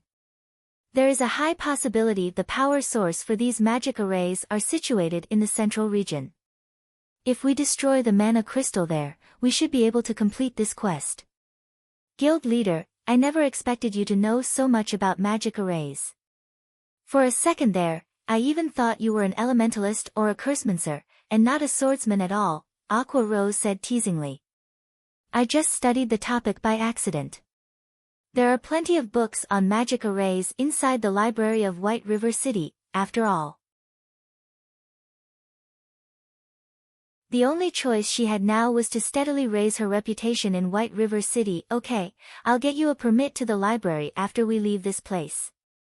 Shifeng shook his head and laughed again. As a demon hunter, he could obtain a permit to the library any time he wanted. Moreover, now that he was a Viscount of White River City, as one of the true nobles of the city, he could easily obtain a handful of library emblems. Following which, the 3 of them ran towards the central region of the Forgotten Lands. 4 hours later, the trio arrived outside the central region. If they wished to enter the place, they needed to go through a very long crystalline pathway. However, there was a giant 3-headed wolf made out of blue crystals blocking the entrance of the pathway. So there is a monster here after all. Fire Dance's eyes glowed with interest when she saw this 3-headed wolf. After several days of no combat, her hands were already itching for action. Chapter 274, Dark Gold Treasure Chest. The presence of a monster doesn't necessarily mean it's a good thing, Shifeng said, a bitter smile on his face as he looked at the 3-headed wolf guarding the entrance of the crystal pathway. Crystal Werewolf, Lord Rank. Level 25. HP 300,000/300,000. Compared to a dungeon boss, a field boss of the same rank was much more powerful. Moreover, in order to counter Zerg tactics, God's domain had set it so that field bosses would have their combat power and HP increased in proportion to the number of players participating in the battle. Generally, the optimum number of players required to raid a Lord-ranked field boss was around 10 to 20, unless of course it was a special boss. However, judging from the appearance of the crystal werewolf before them, Shifeng felt that it should not be a special boss. In other words, at least 10 players were needed to raid this boss. To make matters worse, the crystal werewolf was a level 25 monster, while nobody in Shifeng's group had even reached level 20, the resulting level suppression would be dire. Of those present, aside from Shifeng, who had the abyssal blade, which allowed him to fully ignore this level suppression, only Aqua Rose possessed a piece of equipment with the ignore levels attribute. Even so, her equipment only allowed her to ignore up to 3 levels. Aqua Rose herself was only at level 17 right now, and a level suppression of 5 levels would not be easy for her to deal with. As for Fire Dance, there was nothing to say. Of course, every cloud had a silver lining. Since the boss guarding the crystal pathway was very strong, it meant that the things beyond the pathway was equally important. Moreover, Shi Feng also discovered a treasure chest sitting beside the pathway. This treasure chest was a dark gold treasure chest, and Shi Feng's heart burned with a fiery passion as he looked at it. The loot he could get from this dark gold treasure chest would be much better than the loot from the boss before him. We won't be able to defeat a level 20 lord with just the three of us alone, we'll need to call for reinforcements. Aqua Rose's eyes glowed with excitement when she looked at the crystal werewolf before her. It was extremely difficult for players to meet with a field boss. They would definitely make a huge profit after killing it. Not to mention, there was also the treasure chest the crystal werewolf was guarding. Following which, Aqua Rose temporarily logged off the game to contact Blackie, who was at the Zero Wing workshop, telling him to bring the main force of Zero Wing to the Purple Sun Mansion and enter the staircase to the basement, in order to meet up with them at the Forgotten Lands. Meanwhile, Shi Feng ceaselessly observed the crystal werewolf and the surrounding terrain, trying to think of a strategy to raid the boss. 10 minutes later, Aqua Rose logged back into the game. How did it go? When will they be arriving? Shi Feng asked. They're already at the Purple Sun Mansion. However, no matter what they tried, they can't seem to find the entrance to this map, Aqua Rose said, slight disappointment showing on her face.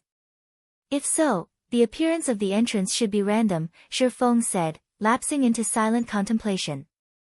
After a while, he shifted his sights to the crystal werewolf and added, it seems we can only depend on ourselves to defeat this boss. Hearing Shi Feng's conclusion, both Aqua Rose and Fire Dance immediately thought that Shi Feng had gone insane. He was actually suggesting they deal with this crystal werewolf before them. They had neither an MT nor a healer in the party right now. With just 3 damage dealers, how were they supposed to deal with a level 25 Lord-ranked boss that had a height of over 10 meters?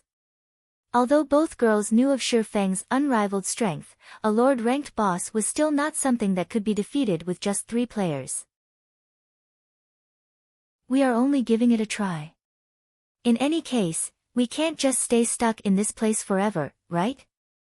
Moreover, even if we do die, it is a good chance to check whether or not we can actually leave this place after dying. We'll be killing 2 birds with 1 stone, Shi Feng joked. Guild leader, you decide what we should do, then, Fire Dance said with high spirits. Aqua Rose sighed helplessly. Alright, then. I'll join in as well. Also, whenever the crystal werewolf got too close to Shi Feng, Fire Dance would immediately throw a frost grenade at the boss, freezing it. However, as the crystal werewolf was a lord-ranked boss, the freezing effect of the frost grenades was greatly diminished, lasting no more than 3 seconds, sometimes it lasted for only 1 short second. However, when experts exchanged moves, it took only an instant to reach a conclusion, so 1 second was more than enough for Shi Feng to pull a great distance away from the boss.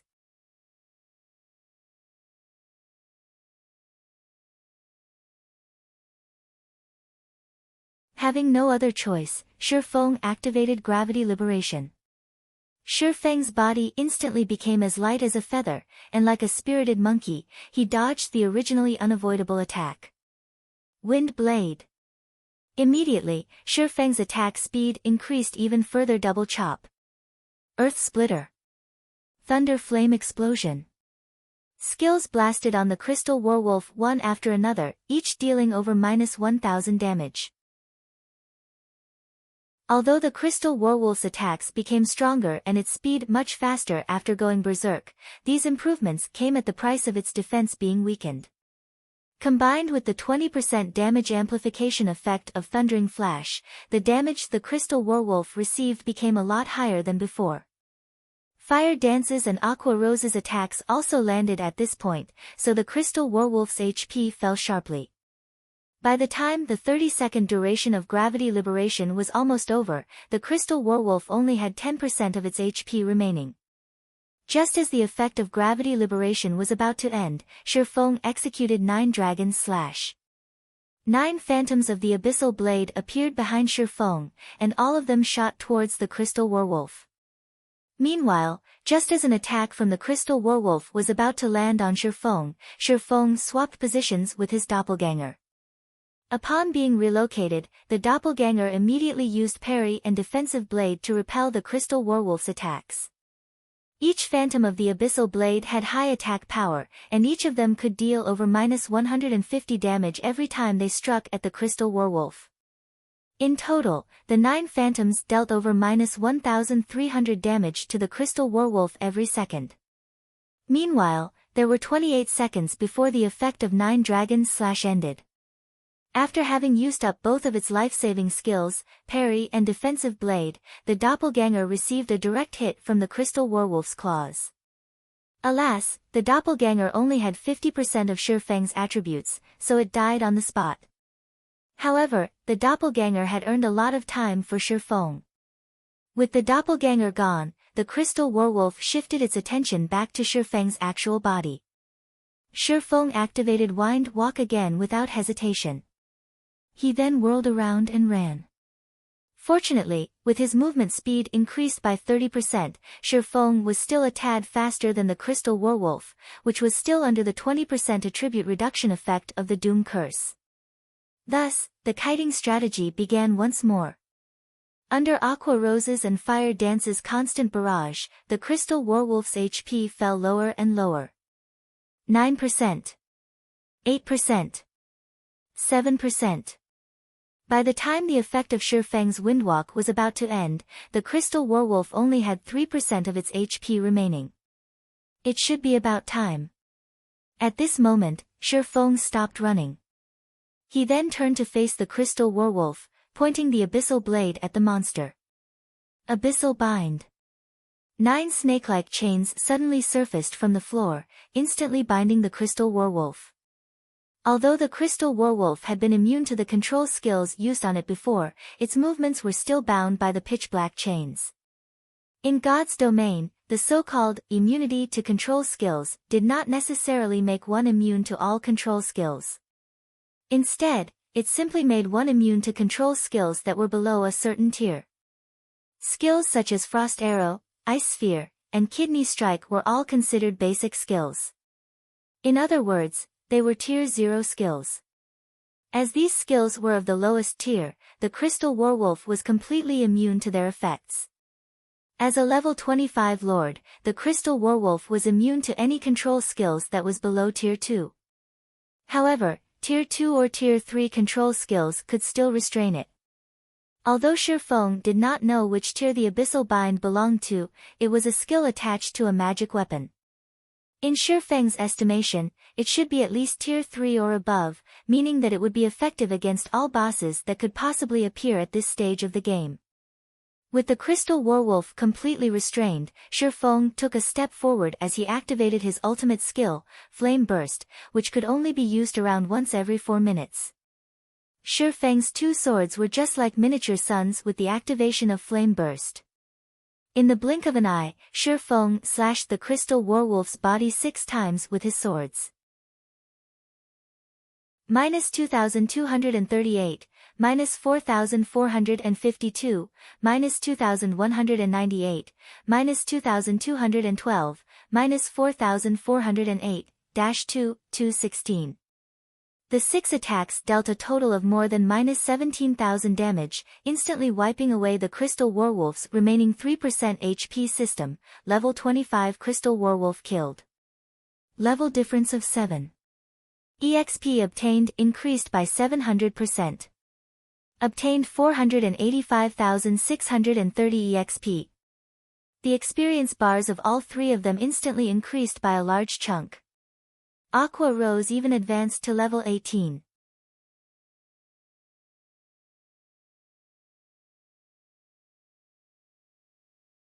Chapter 276, Dragon Scale Set Equipment. It's locked, as expected. No matter how hard Shifeng tried, he could not open the dark gold treasure chest.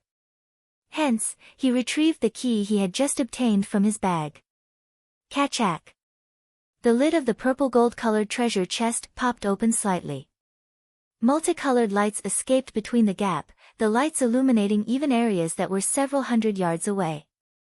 If this treasure chest had been opened out in the fields, it would definitely cause a huge commotion and attract many players to come and snatch it. Fortunately, there was only Shi Feng's group of 3 in the Forgotten Lands. After the multicolored lights faded away, Shi Feng reached into the treasure chest. However, he quickly discovered there were only very few items inside it. The treasure chest contained a total of 3 items. Of them, 2 were dark gold equipment, while 1 was a forging manual. The 2 dark gold equipment were the crystal armor and the boots of extreme speed. Crystal armor, chest piece, plate armor, dark gold rank. Level 20. Equipment requirement, strength 120, agility 140. Defense plus 140.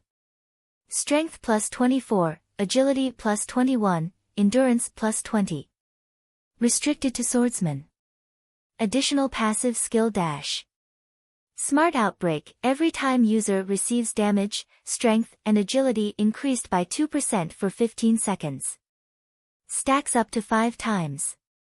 Although the basic attributes on this piece of equipment could only be considered at the level of being good, the passive skill that was attached to it was simply amazing. After all, the passive skill could potentially increase a player's strength and agility by 10%. If the wearer of the crystal armor originally had high amounts of strength and agility, the additional attributes provided by Smart Outbreak would be like having equipped an additional piece of equipment at the very least. The only downside to this passive skill was its need for the user to take damage up to 5 times. Although such a condition had made it relatively useless in boss battles, when used in grinding monsters and PK, it would definitely provide the wearer of the crystal armor with unspeakable advantages. Boots of extreme speed, shoes, leather armor, dark gold rank. Level 20. Equipment requirement, strength 90, agility 130. Defense plus 143. Strength plus 20, agility plus 26, endurance plus 18. Movement speed plus 10. Evasion plus 7. Additional passive skill dash. Rapid movement, increases movement speed by 12% and agility by 8%. In regard to assassins and rangers, the most sought-after attribute for these 2 classes was agility, followed by strength. Meanwhile, this pair of boots increased the wearer's agility to the extremes.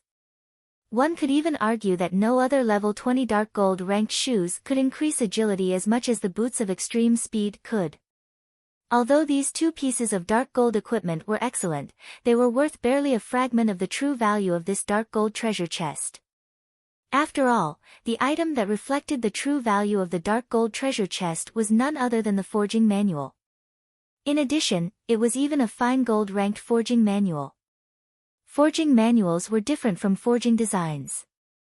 In the case of forging designs, only one particular piece of equipment could be made using it. In the case of forging manuals, however, an entire set of equipment could be made using it.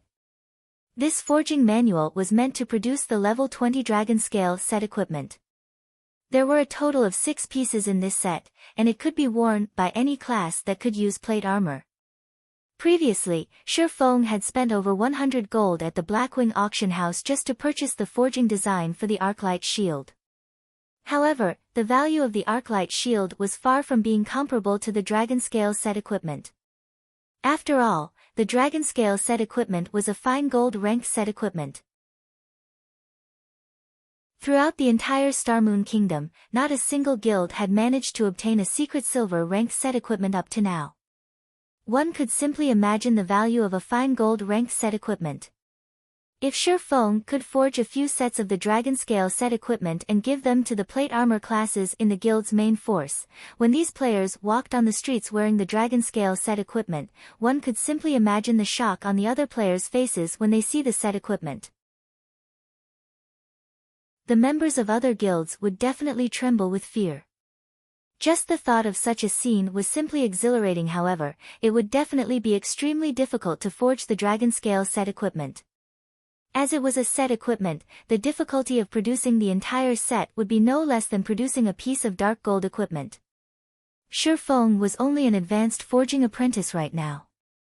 Without raising his forging level, producing the dragon scale set equipment would only be a pipe dream.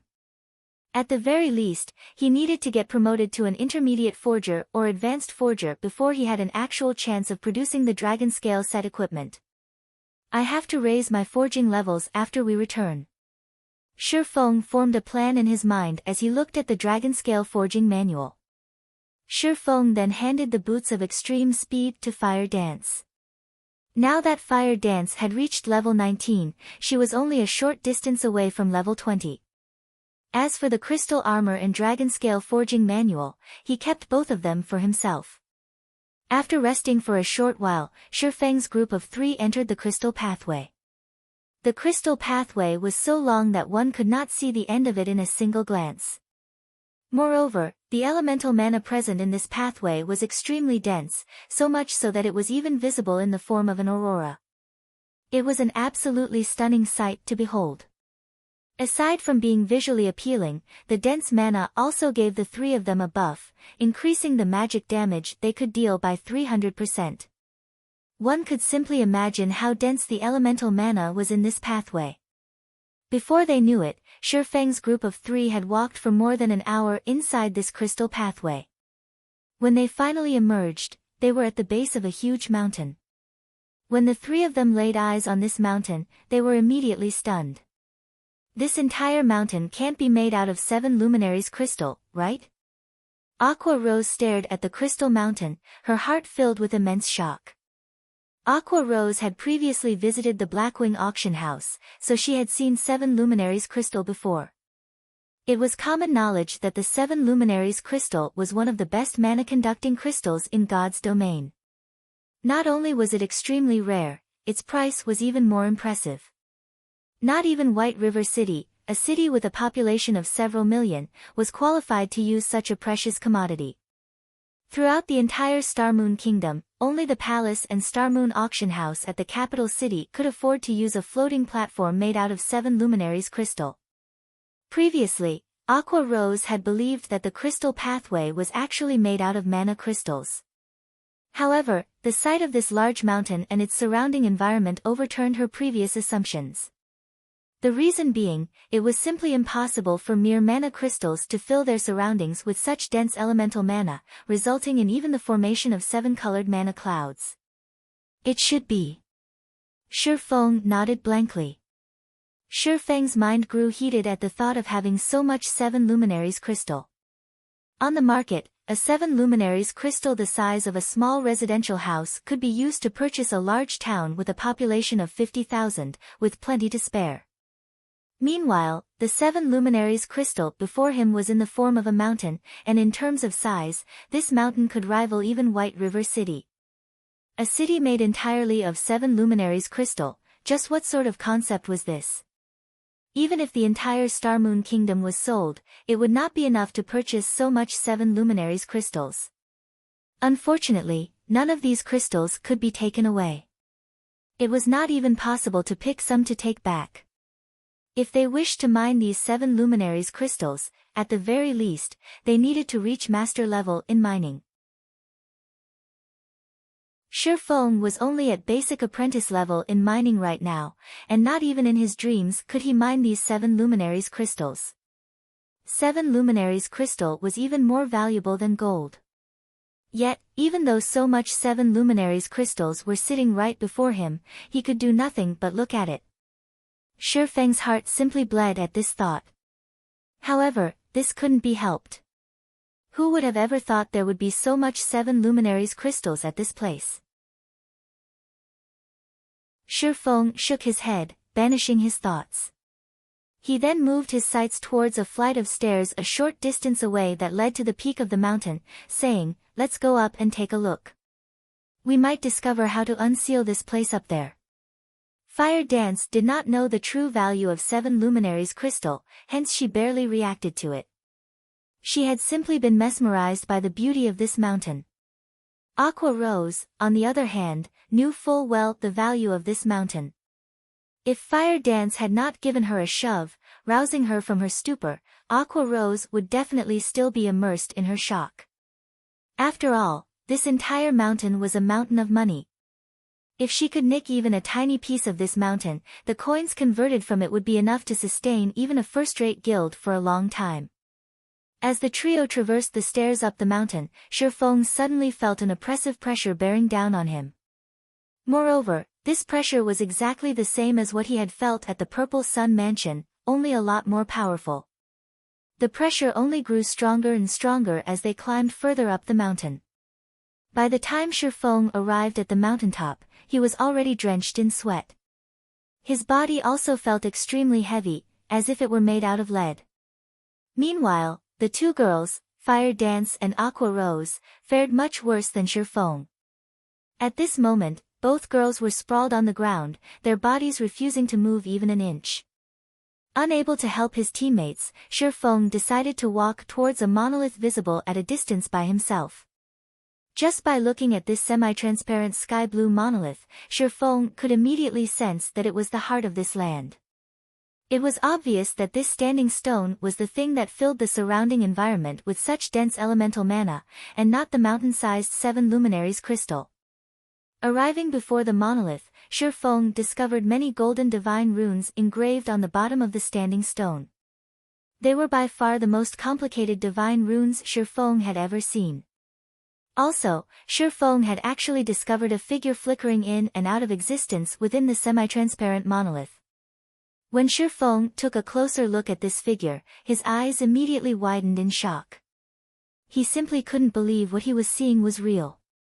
The reason being, Shifeng had seen the figure inside the stone before. However, Shifeng was confused. Why would this person appear here?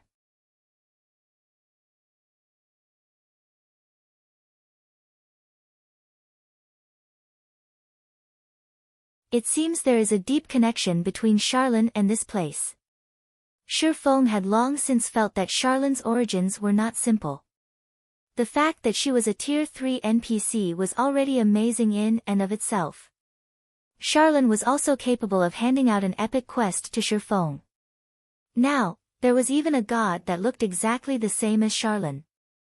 Even Shifeng could not fathom Charlene's true identity. Unless he went and asked Charlene herself. Shifeng was extremely curious about this matter. He vowed to himself to visit Charlene, who was at the stargazing tower at Blackwing City, after this entire ordeal was over. Guild leader, what are we supposed to do now? Destroy this monolith? Aqua Rose asked. The mana source of this magic array clearly originated from this monolith. If they wished to release the seal on the Forgotten Lands, their only choice was to destroy the monolith. However, it was unknown what sort of reaction they would incur if they did so. There was a god inside the monolith, after all. Let's give it a try. Shifeng had taken a look at the monolith's surroundings just now. However, he did not discover any mechanisms that would allow him to undo the magic array. After Shifeng nodded, Fire Dance immediately took action by slashing at the monolith with her 2 daggers. However, the 2 fine gold-ranked daggers, which could easily cut through metal like a hot knife through butter, simply grazed the surface of the monolith, creating dazzling sparks in the process. There was not even a mark left on the monolith. Hard. Fire Dance's hands went numb from the attack. It felt as if her daggers had hit God's steel. I'll try using magic. Aqua Rose started chanting the incantation for Chain Explosion. With the elemental mana so dense in this place, any spells used here would be greatly enhanced. Originally, Chain Explosion would only summon 5 fireballs, each the size of a washbowl. When Aqua Rose cast the spell now, however, the fireballs grew to the size of a small house. When these fireballs bombarded the monolith, they were like meteors hurtling down from the sky. Sparks flew in all directions as the fireballs crashed into the monolith. After the flames subsided, Aqua Rose was greatly shocked by the result. The monolith remained completely unscathed. On the contrary, it even looked more brilliant and dazzling than before. Shifeng wrinkled his brows at this sight. If even Aqua Rose's ultimate move could not deal any damage to the monolith, he would most likely end up with a similar result if he tried to attack the monolith. since we can't destroy the monolith, we'll need to use some other method to destroy the magic array, Shifeng said. The main god system would not hand out a quest that players had no hope of actually completing. If they couldn't destroy the power source of the magic array nor the magic array itself, then there was only one other thing they could destroy. The connection points. Aqua, help me look for the connection points of this magic array, Shifeng said. I see. Aqua Rose immediately understood Shifeng's intention. Fire Dance, however, remained clueless after the two's brief conversation. As an assassin, she knew next to nothing about magic. Hence, she could only stay by the monolith's side as she watched her two friends hard at work. Meanwhile, Shifeng and Aqua Rose started searching the surroundings of the monolith for the veins that carried magic power to the 5 modules of the magic array. Only by looking for veins could they locate the connection points. Normally, the quickest way to destroy a magic array was to destroy its power core. If that was not viable, then the 2 other remaining options would be to destroy the magic array itself and to destroy the connection points of the magic array. Destroying the magic array itself was an extremely challenging task to pull off. On the other hand, it was a very simple task to destroy the connection points. Unfortunately, locating these connection points was also a very difficult task. A connection point was a node that connected the magic array to its power source. It acted similar to a circuit breaker in real life. Only, instead of being used to prevent an overflow of electric current, the connection point served to limit the amount of mana flowing from the power source to the magic array. If the connection point was damaged, then the mana supply would surge, and consequently, the magic array would destroy itself due to excessive mana input. After searching for some time, Shifeng finally found a connection point. He promptly struck down with the abyssal blade, destroying the connection point. However, this enormous and complex magic array did not possess only a single connection point. They needed to search and destroy all the connection points of the magic array. After several more hours passed, Aqua Rose found another connection point, which she quickly destroyed. Even so, the magic array remained stable. In this way, Shifeng and Aqua Rose spent the entire day destroying more than 20 connection points. Although the destruction of the connection points had a slight effect on the magic array, it was clear that the damage was within the parameters of the magic array's design. Not good. Guild Leader, one of the connection points you previously destroyed is back to normal. Having nothing better to do, Fire Dance had tagged along with Shifeng, hoping to learn how she, too, could search for the connection points. However, during her observations, she suddenly discovered that one of the connection points Shifeng had previously destroyed had actually recovered. What did you say? Shifeng asked in disbelief. Even the connection points could restore themselves. Shifeng started to suspect that this was no longer an ordinary magic array but a magic array that had already cultivated into a demon. Shifeng had seen plenty of Tier 5 magic arrays in the past, he had even seen Tier 6 magic arrays before. However, he had never once heard of a magic array that was capable of repairing itself.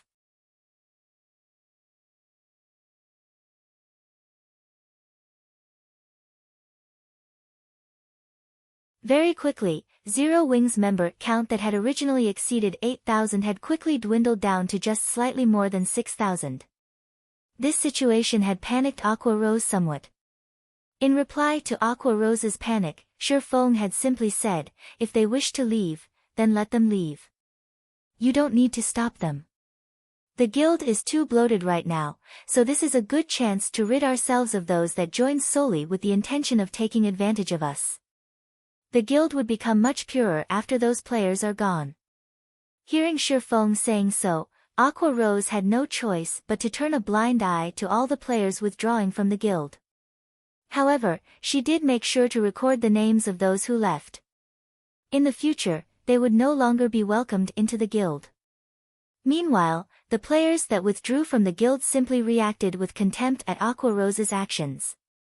They had even made a mockery of Zero Wing, declaring that they would never rejoin a lousy guild like Zero Wing.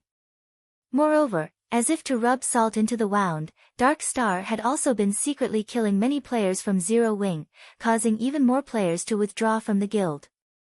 As of this moment, there were only around 4,000 members remaining in Zero Wing. Not to mention a third-rate guild, they were not even comparable to a large unrated guild right now. Hence, Aqua Rose was in a rush to break out of this place. She wanted to quickly return and rectify the guild. "Hold on a minute," Shi Feng hurriedly said when he noticed a large fireball already appearing in Aqua Rose's hand. "We don't really need to destroy it." "But, how are we supposed to leave this place if we don't destroy it, then?" Aqua Rose asked. "I have my own ways." Shi Feng revealed a faint smile as he looked at the blood-red stone embedded inside the crystal pillar. Shi Feng truly had not expected to find this piece of blood-red stone here. Instead of calling it a blood-red stone, it would be more appropriate to refer to it as the Philosopher's Stone. Previously, Shi Feng had obtained a fragment of the Philosopher's Stone back at the Sun Temple. Now, he had stumbled upon another fragment. The Philosopher's Stone was an alchemy treasure. Despite being fragmented into 5 pieces, each of these individual pieces still contained the strength of an epic ranked item. Also, when Shi Feng discovered the Philosopher's Stone at this place, he quickly understood just how the connection points of the magic array had managed to repair themselves. It turned out it was all because of the Philosopher's Stone. Although I can't take away any of these 7 luminaries' crystals, it is still not bad if I can return with this piece of the Philosopher's Stone. Shi Feng arrived before the crystal pillar. He then inserted the tip of the abyssal blade into the crevice in the crystal pillar where the Philosopher's Stone was set. With a light tap on the pommel of the abyssal blade, the Philosopher's Stone easily popped out from the crystal pillar. Shi Feng promptly retrieved the item and stored it in his bag. Shortly after the Philosopher's Stone was removed from the crystal pillar, the cave started fading away. Moreover, the rate at which it disappeared was visible to the naked eye. The dense elemental mana that filled the air and land also gradually dispersed, becoming thinner and thinner. As for the incomparably hard 7 luminaries crystals, they, too, had began turning into ash. Not good. This place is about to collapse. We need to leave immediately. Shi Feng shouted through the party chat as soon as he noticed this change. Shi Feng's group of 3 rushed down the 7 luminaries mountain, and before long the entire mountain started imploding. The magic array that sealed the Forgotten Lands also lost its effectiveness. As for the monolith that had previously been standing on the mountaintop, it remained floating high up in the sky. Gradually, the monolith rose higher and higher, before suddenly releasing a rainbow brilliance. The monolith was like a miniature sun at this moment. Soon after, the dazzling glow disappeared, along with the gigantic monolith itself. After the 7 luminaries mountain collapsed, a bottomless pit appeared in its place. The pit was just like a black hole, devouring everything that entered it. At the deepest reaches of this bottomless pit, there was actually a boundless aura of destruction, and any object that came into contact with this pressure instantly turned into ash. Surprisingly, Shi Feng felt signs of life at the very bottom of this immeasurably deep pit, and his entire body instinctively shuddered at this discovery. "Guild leader, did we do something bad?" Fire Dance asked Shi Feng in a careful tone. She, too, could feel the immensely frightening pressure that came from the bottomless pit. "I don't know, either," Shi Feng said, a bitter smile on his face. At this moment, a notification from the system sounded. System, unique quest, Miracles Unsealed, completed. Quest rewards, 1 million EXP, 40 free attribute points, and 40 free mastery points. System, the Endless Abyss has come into existence. Activating new expansion pack, The Great Catastrophe. System, legendary ranked main storyline quest, 7 treasures, activated. Quest details, the Endless Abyss has already opened. You are required to immediately notify the War God's Temple in order to have them reseal the Endless Abyss. After reading these notifications, Shi Feng finally had an inkling of what was going on. Inadvertently, they had actually opened the door of taboos. According to Shi Feng's memories, the new expansion pack, the Great Catastrophe, had only appeared 3 months after God's domain's launch in his previous life. Now, however, because of him, the Great Catastrophe had appeared in advance.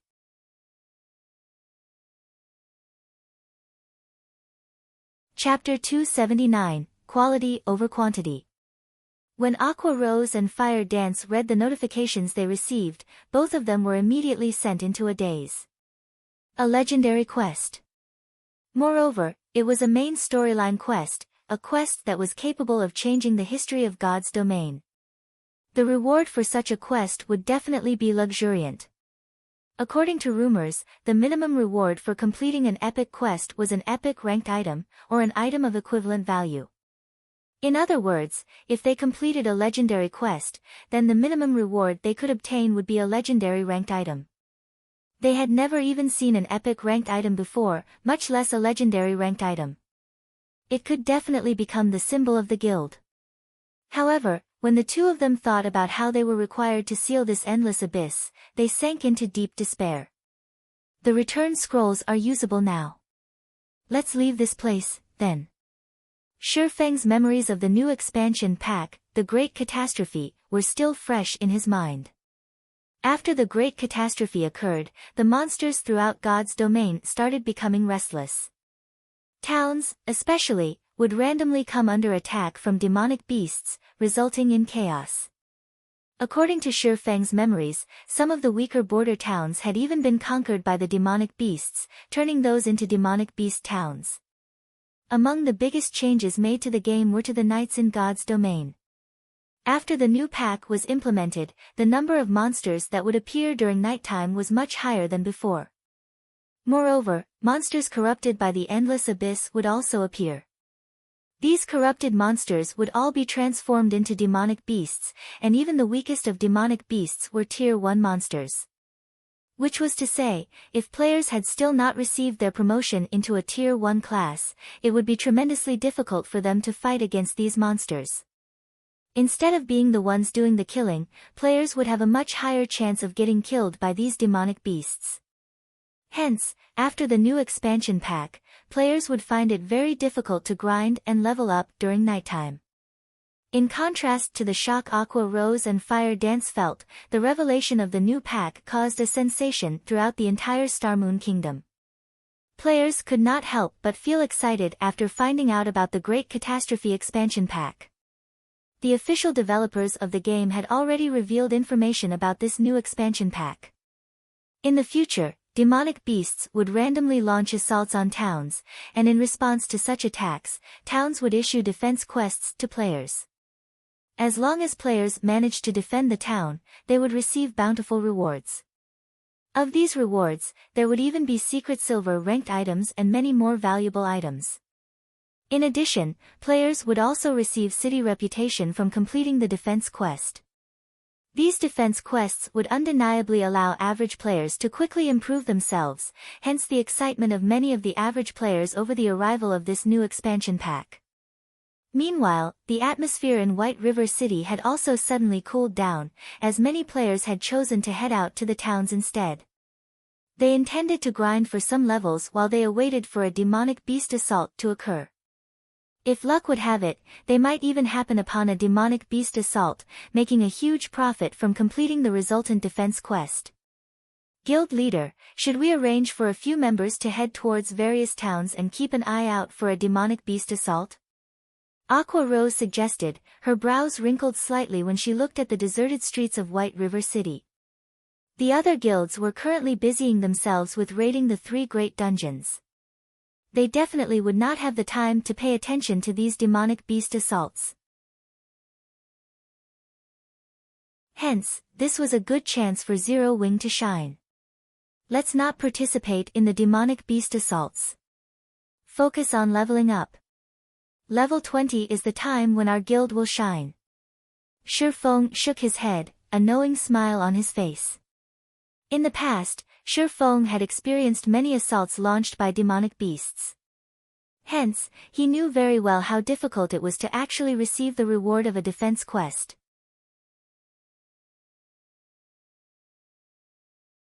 Before they lost their city, they had even managed to kill 2 of the Saint rank players and another 100,000 or so Black Tower members. In the subsequent clashes between the 2 guilds, solitary rulers had suffered one defeat after another. After all, the Tier 6 God rank expert and 7 Tier 5 Saint rank experts were simply too powerful. As a result, solitary rulers lost 5 of the cities they governed in quick succession.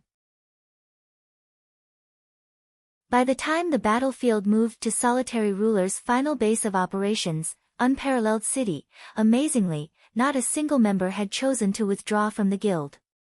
Even after dying tens of times, they still chose to charge head-on into the battlefield. Shifeng couldn't help but shiver every time he recalled the unyielding attitude of those iron-blooded souls. Clearly, the difference in strength between the 2 guilds was like heaven and earth.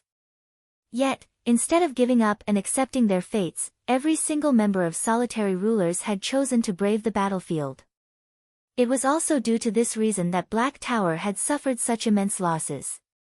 If it were any other guild standing in solitary ruler's place, the members would have long since abandoned hope and quit the guild. They would not have chosen to fight at all. While Black Tower was in the midst of conquering solitary ruler's final city, however, another super guild had attempted to take advantage of the situation and laid siege to Black Tower's cities. As a result, Black Tower had no choice but to give up their plan of completely annihilating solitary rulers. Meanwhile, solitary rulers had instantly risen to fame after this conflict, becoming the role model of all second-rate and third-rate guilds. Aside from solitary rulers as an example of quality over quantity, there was also the adventurer team that was known throughout the entire God's domain, the Midnight Tea Party. Although its members numbered less than 30, not even super guilds dared to cross it. In God's domain, although quantity was important, quality was even more important. I understand.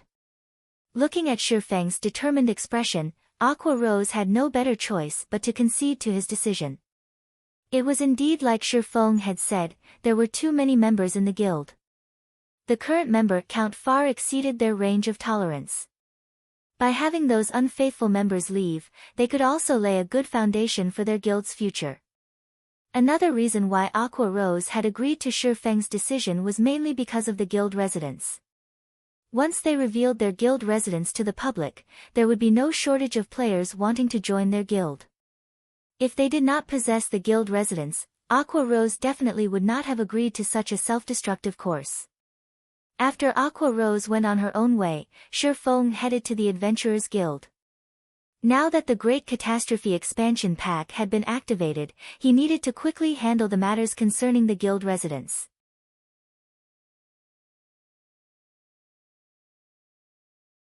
Chapter 280, Zero Wing Residence. Currently, the interior of the Adventurers Association of White River City was filled with players coming and going. Most of these players were here to accept or hand in their daily quests. However, there were insufficient NPCs to cater to the large number of players. As a result, these players usually needed to wait in the lounge for a period of time before they could accept or turn in their quests. Having nothing better to do inside the lounge, some guild players started ordering alcohol and holding a discussion among themselves. Zero Wing is getting worse by the day. If I had known this would happen earlier, I would have definitely joined some other large guild to develop myself. Perhaps I might have already become the leader of a party by now. Brother Hui, as expected, you are still the smarter and wiser one. You joined Dark Star from the very start, and now, you've already become the vice leader of a 15-man team.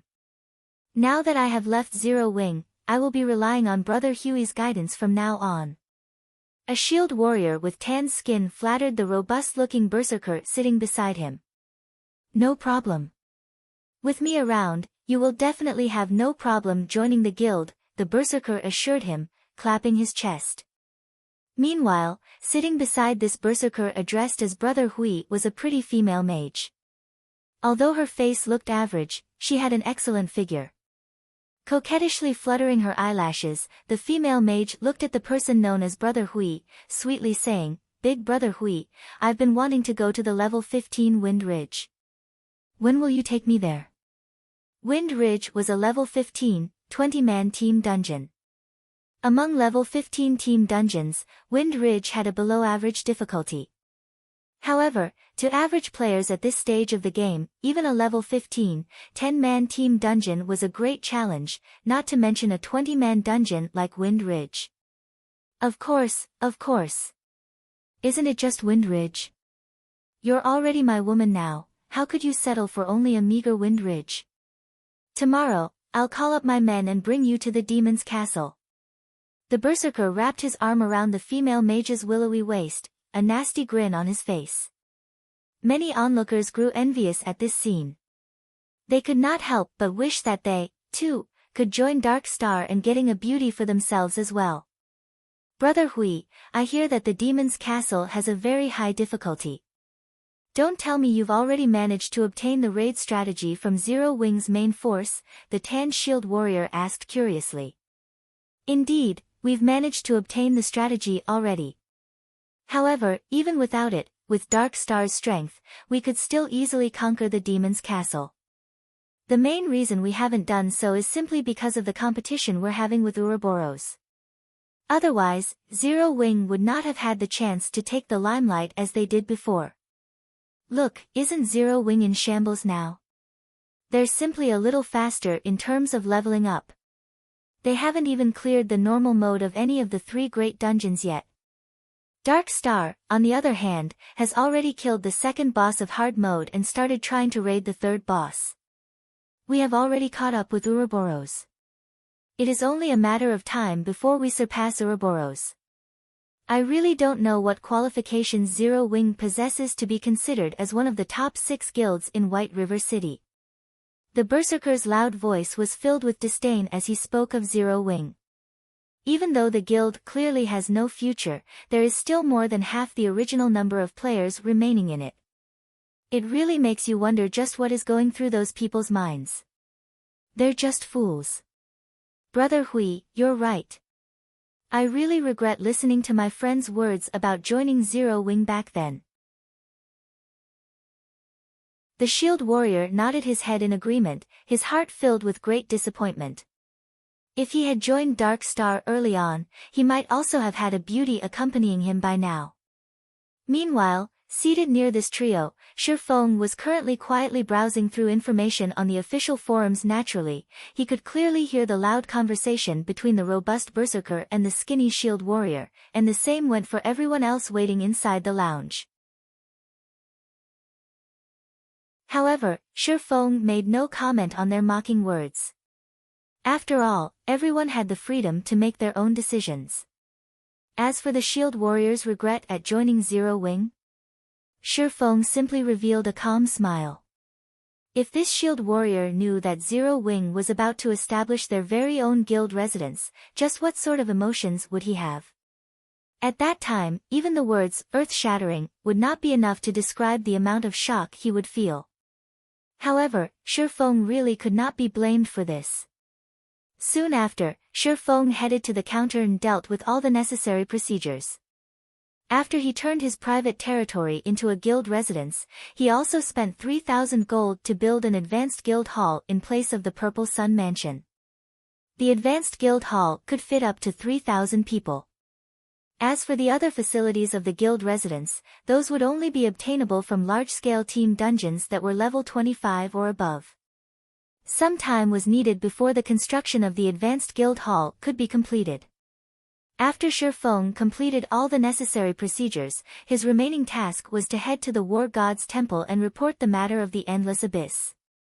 Just as Shifeng was about to leave the Adventurers Association, the system notification sounded.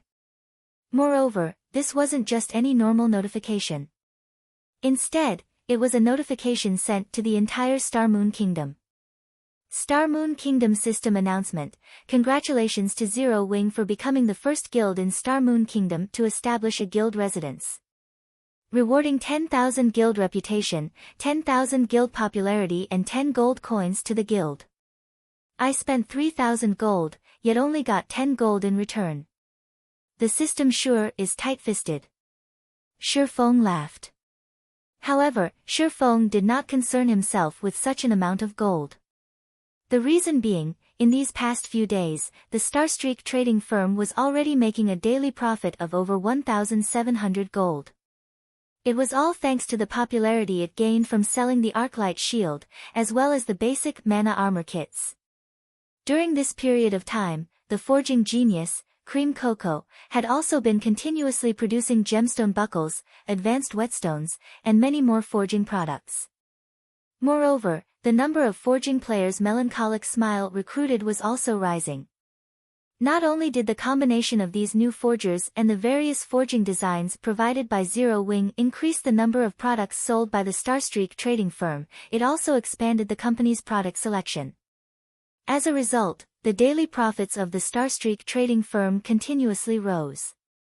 Currently, the Starstreak trading firm already controlled over half of the market for forging products in White River City.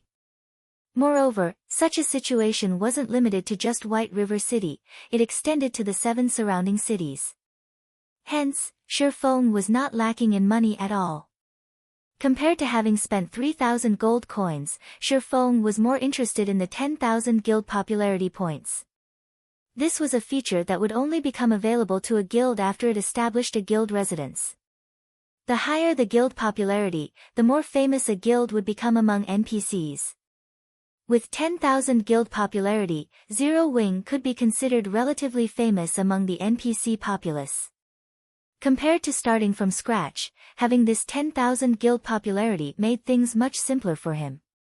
It should be known that, when a guild member completed a quest commissioned by an NPC, the guild would normally receive only 1 to 3 guild popularity. Only quests with high difficulty would reward 5 to 10 points. In other words, a guild needed to complete thousands of guild quests in order to accumulate 10,000 guild popularity. These bonus guild popularity points had saved the guild plenty of development time. Meanwhile, inside the lounge of the Adventurers Association, the Tan Shield warrior that had just recently left Zero Wing no longer felt joyful about joining Dark Star.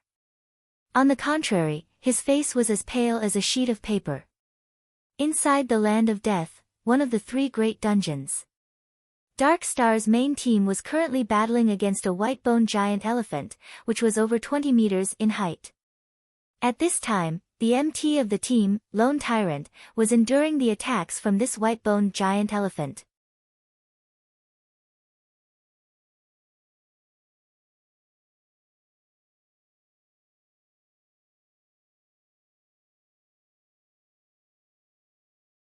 Setting aside the mysterious, elusive, and heaven-defyingly powerful Yifeng, just the fact that Zero Wing had Black Flame in its midst had already solidified Gentle Snow's conviction. Not only was Black Flame the publicly acknowledged chief forger of Star Moon Kingdom, his personal combat strength was also frighteningly great. In addition, he had a mysterious organization supporting him from behind the scenes, not to mention a deep connection with the Starstreak trading firm. Black Flame's shocking financial power put even Gentle Snow herself to shame. Although she could not make head or tail of the connection between Yifeng and Black Flame, she knew for a fact that both of them possessed immeasurable strength. Yet, despite being so powerful, neither of them chose to reveal that strength to the public, and such an action greatly confused Gentle Snow. Just the thought of the two of them working together had sent chills down Gentle Snow's spine. As if to put icing on the cake, the person named Aqua Rose had also appeared in Zero Wing out of nowhere. Aqua Rose used to be an honorary elder of Twilight Echo.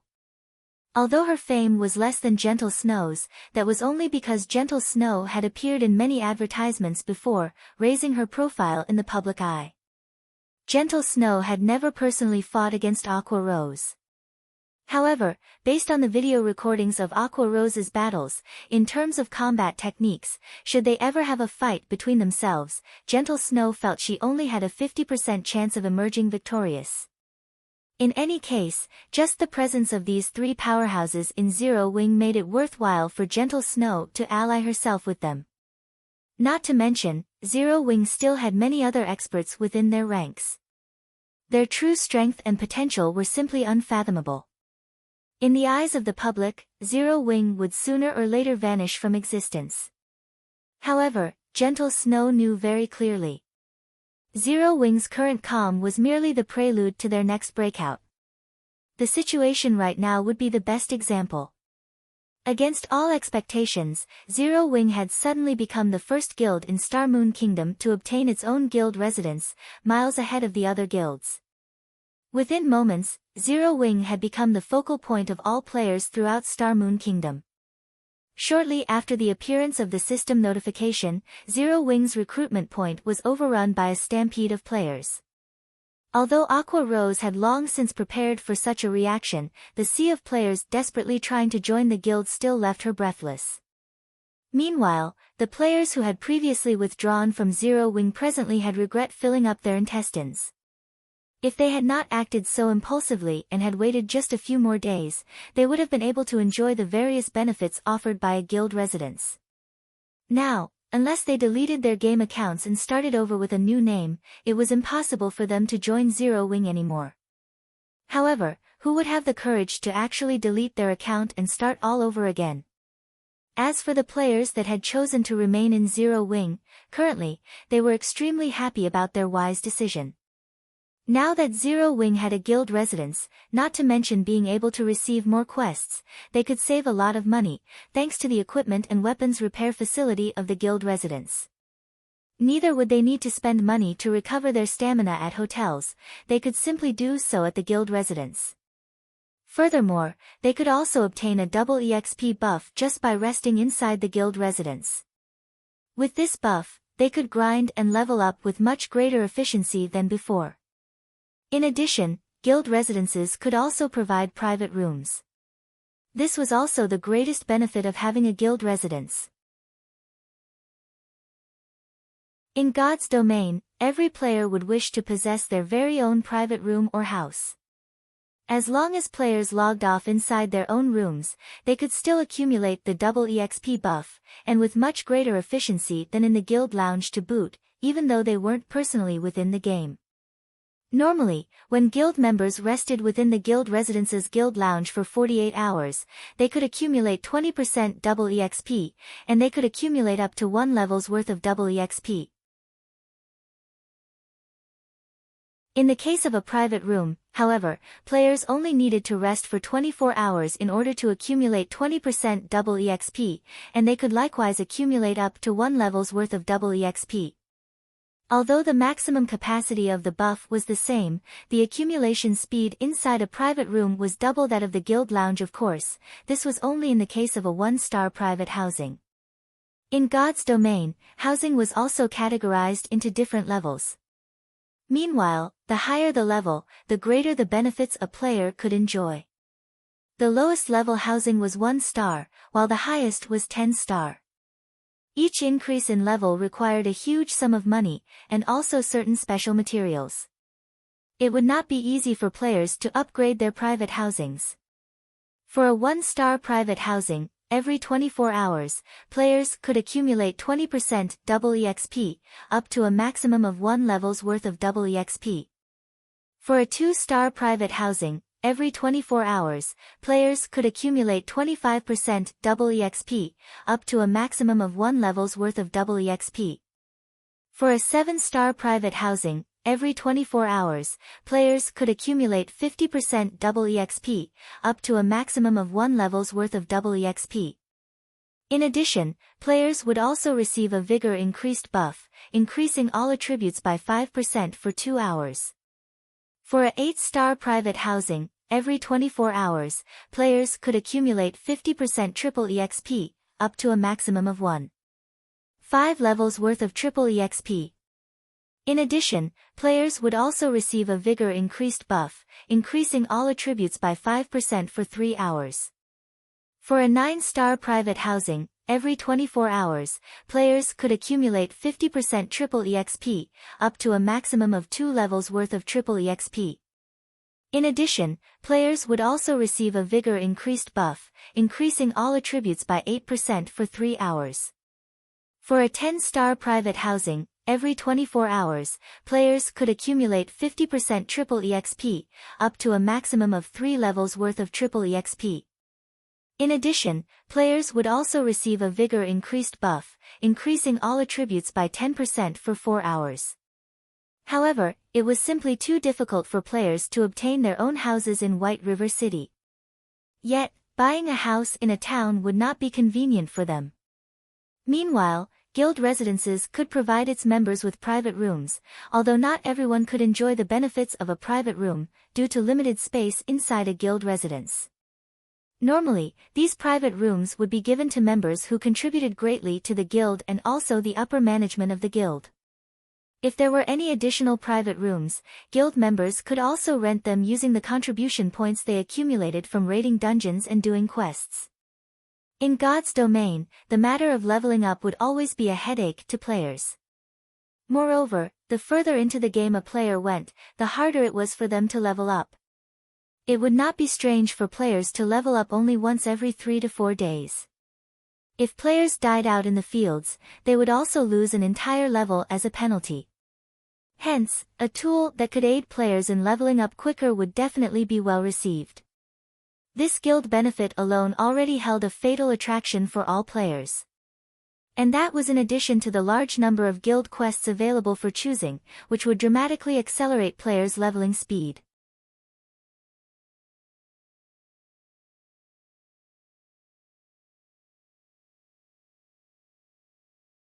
Unfortunately, Yi Feng proved simply too elusive. No matter how many men Ming Sha had sent out, they still could not find a trace of that Yi Feng. Ming Sha was very disappointed by such a result, as he never imagined that Yi Feng would be such a coward, not having the courage to even come out and fight. Good news? Then why do I feel that you guys are coming with bad intentions in hand?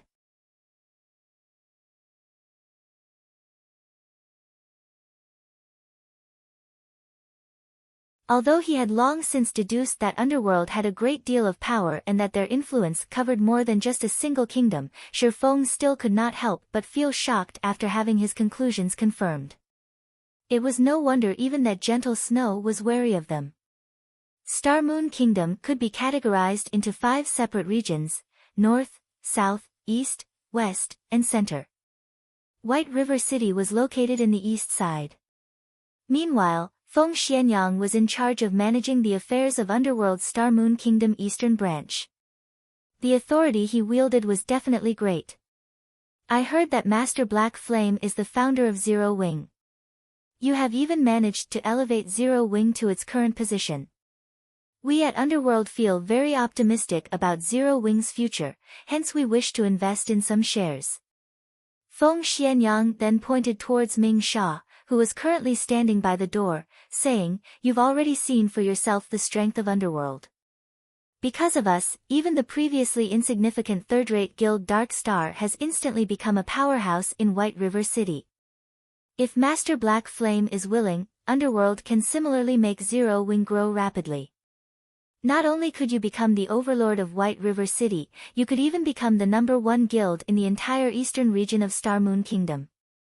I wonder if Master Black Flame might be interested."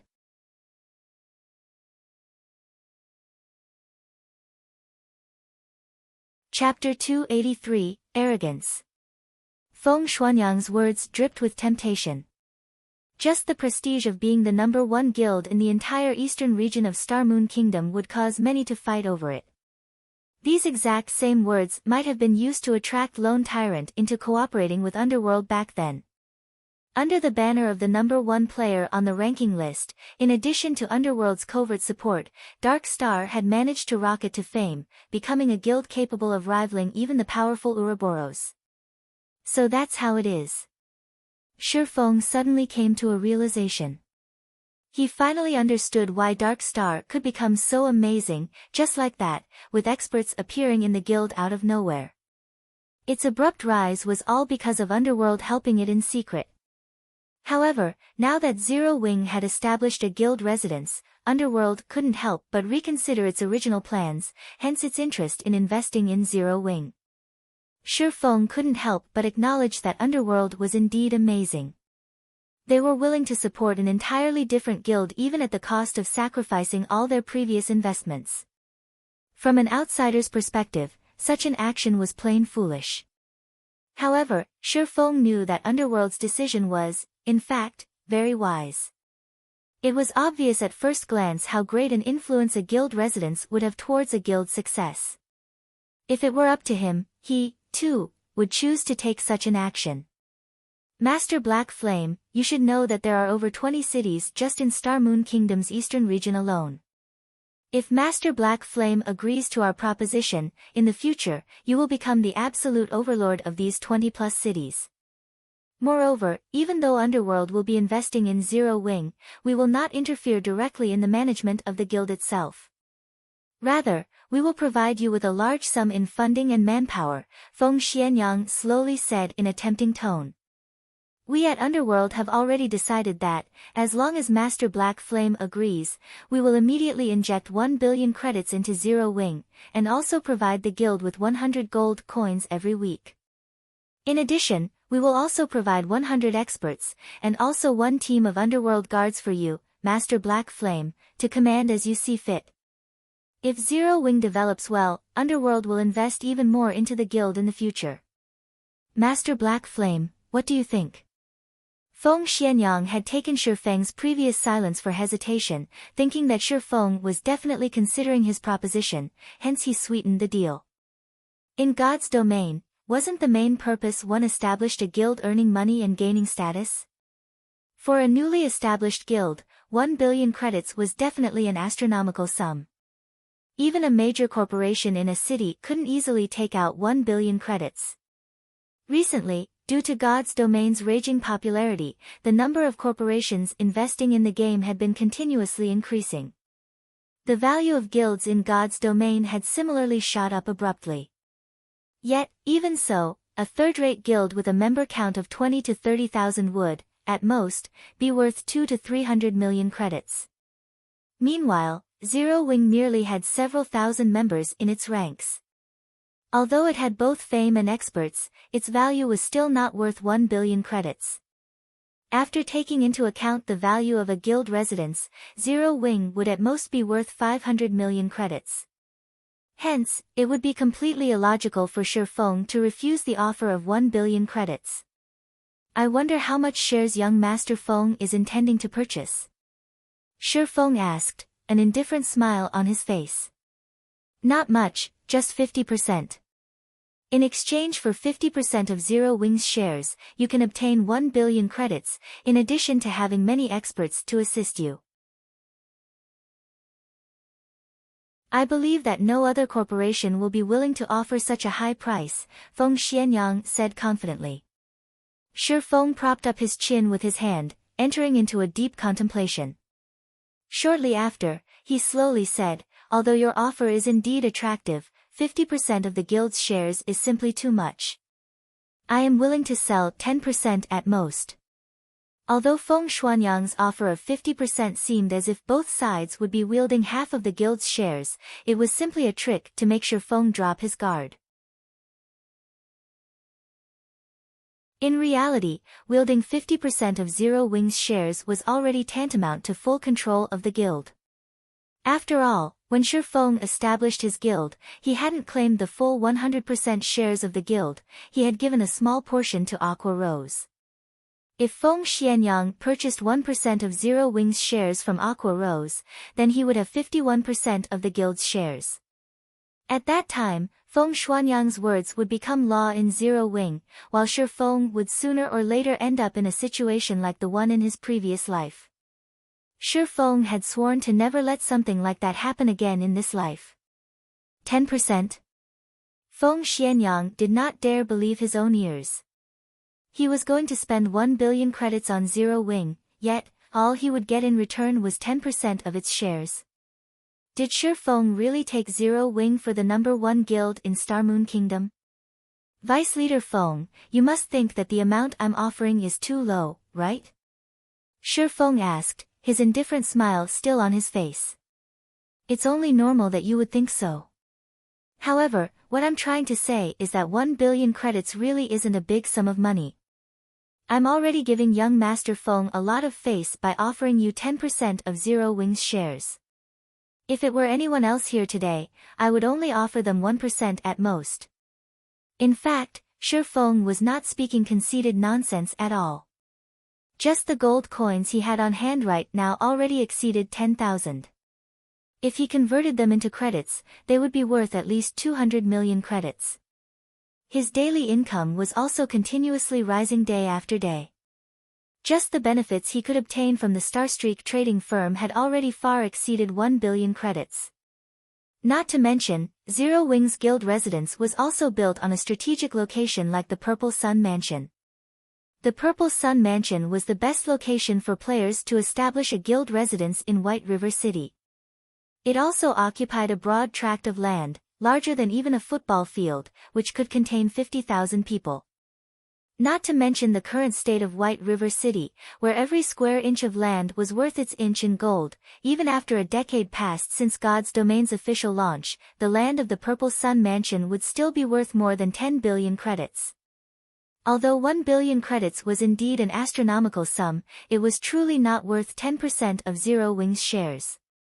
Even 1% was an overestimation, not to mention 10%. Master Black Flame, there has to be a limit even to jokes. By toying around with me like this, do you take me for someone easily bullied? Feng Xuanyang's expression suddenly changed, his tone turned cold as well. Vice Leader Feng, what I speak is the truth. If Vice Leader Feng feels wronged, then let's just forget about this matter entirely. Shi Feng shook his head and laughed.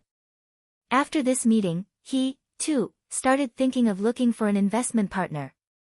The falling flowers are yearning for love, but the heartless brook ripples on. If Shi Feng had rejected Feng Xuanyang's investment proposal from the very beginning, or had argued that Feng Xianyang was asking for too high a percentage of Zero Wings shares, Feng Xianyang might still have accepted Shi Feng's answer with a smile. This was the atrocity of the truth, hence people would often prefer to hear a lie than the truth. The reason being, the truth was much crueler than a lie. If Aqua Rose were here right now, she would definitely scold Shi Feng for speaking the truth. Soon after, Shi Feng departed from the private room, leaving behind a thoroughly incensed Feng Xianyang. South Wolf, get in here. Feng Xianyang roared. South Wolf hurriedly entered the private room, asking, Young Master Feng, why are you so angry? Did that brat Black Flame fail to appreciate your kindness? Tell Lone Tyrant that he can take action immediately. I don't wish to see the guild called Zero Wing in White River City anymore. Feng Xianyang no longer had his elegant appearance from before. Instead, he revealed his sinister nature, saying, since he isn't willing to cooperate with Underworld, then we will just remove him, one way or another. White River City does not need a guild that Underworld cannot control. Yes, I'll notify Lone Tyrant immediately, South Wolf said with excitement as he licked his lips. After Shi Feng departed from the high-class bar, he immediately headed towards the teleportation hall.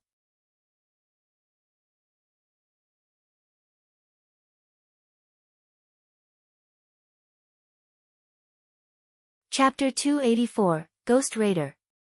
As the capital city of Starmoon Kingdom, beneath the flourishing appearance of Starmoon City were piles and piles of pearly white bones.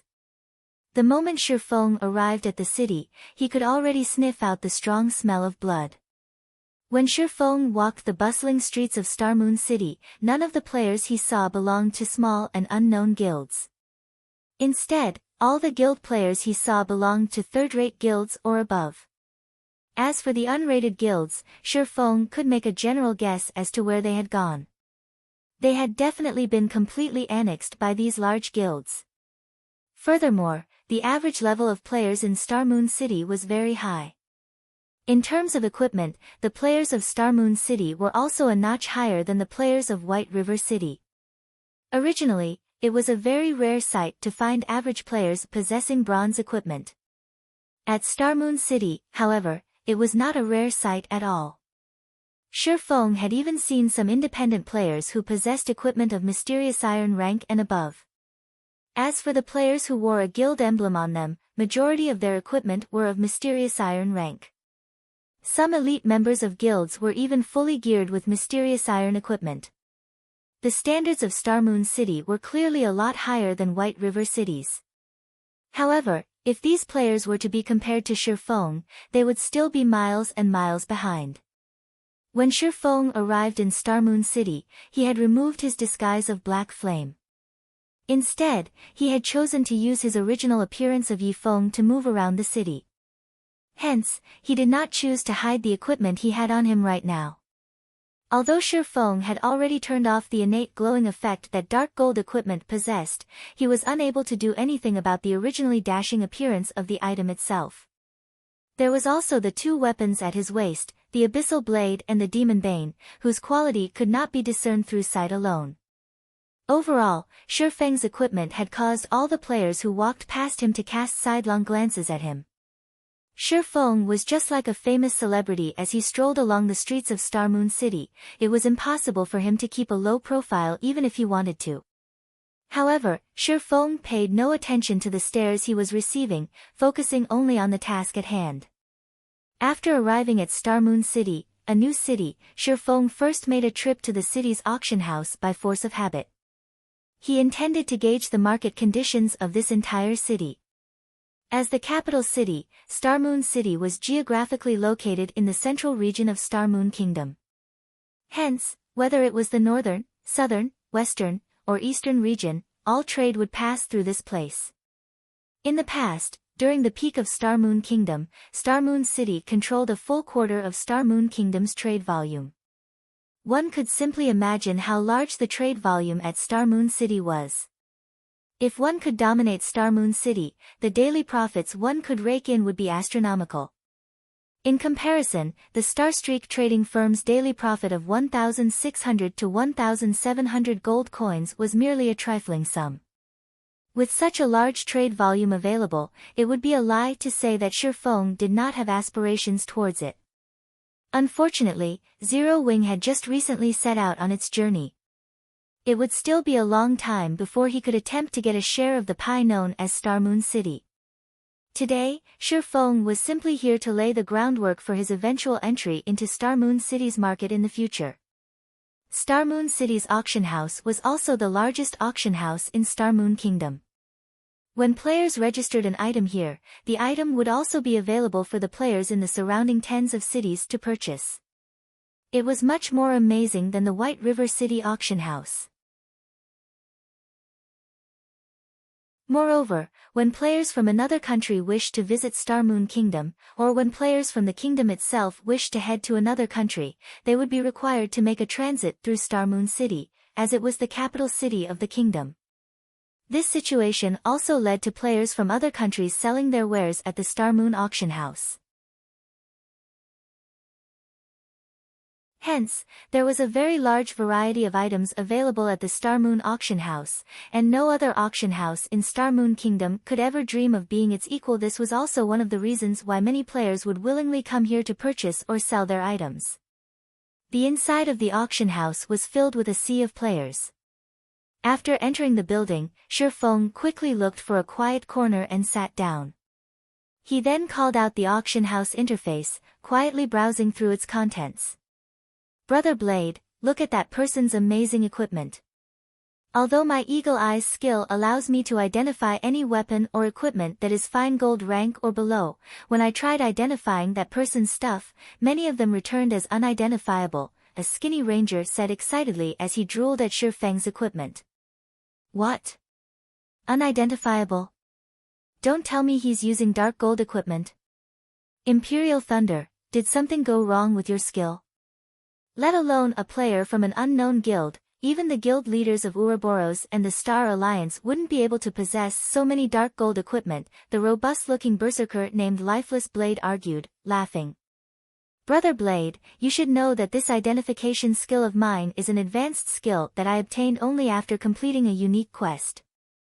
"When had it ever gone wrong before?" the ranger named Imperial Thunder replied earnestly. Lifeless Blade nodded, his expression turning serious. He then looked towards Shi Feng, who currently sat on a stone chair, noticing that he was actually unfamiliar with this person. "Yi Feng? He isn't an expert of Star Moon City. He should have come from some other city." After Lifeless Blade used an identification skill on Shifeng, he immediately knew that Shifeng was not a player belonging to Starmoon City. Lifeless Blade could be considered a somewhat famous person in Starmoon Kingdom. He had met many players before, and he had also met majority of the experts that could be found in the city. As for the experts he had yet to meet, he knew what they were called, at the very least. Even so, he had never heard of an expert called Yifeng before. And yet, I seem to recall hearing this name, Yifeng, from somewhere. Lifeless Blade drifted into deep thought. I recall seeing this name on the official forums before. I wonder if I can still find it now. Thinking so, Lifeless Blade opened the official forums and started searching for information relating to a player called Yifeng. At this moment, Imperial Thunder used eagle eyes on the guild emblem hanging on Shifeng's chest. Instantly, a shocked expression surfaced on his face. Yet, immediately after, that shock turned into great excitement. Imperial Thunder, what happened to you? Lifeless Blade asked curiously.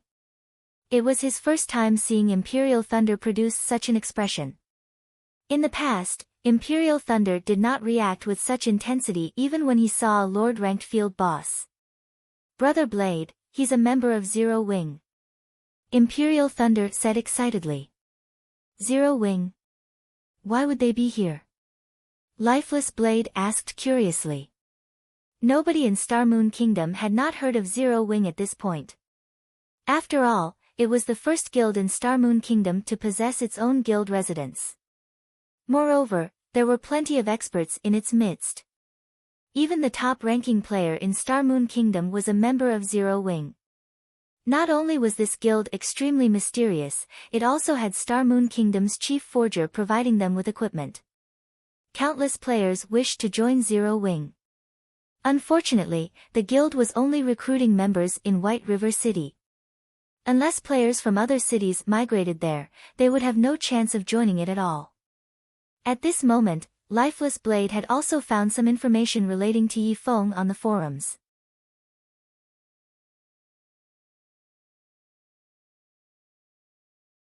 While Lifeless Blade and Imperial Thunder were watching Shifeng, with his extraordinary 5 senses, had long since noticed his 2 observers. The interest these 2 players emitted was very strong. In addition, the fervor in their gazes made it hard for Shifeng not to notice them, even if he wasn't trying. And here I was, wondering who was spying on me. It turned out that it was Lifeless Blade and Imperial Thunder. Shifeng glanced at his 2 admirers, sending a faint smile at them. Shifeng had been looking forward to meeting these 2 famous players for a long time now. Before they had even started playing God's Domain, they were already a relatively famous independent party. In the gaming world, they had even been called the Sharp Arrow Party. After they entered God's Domain, they shone even more than before.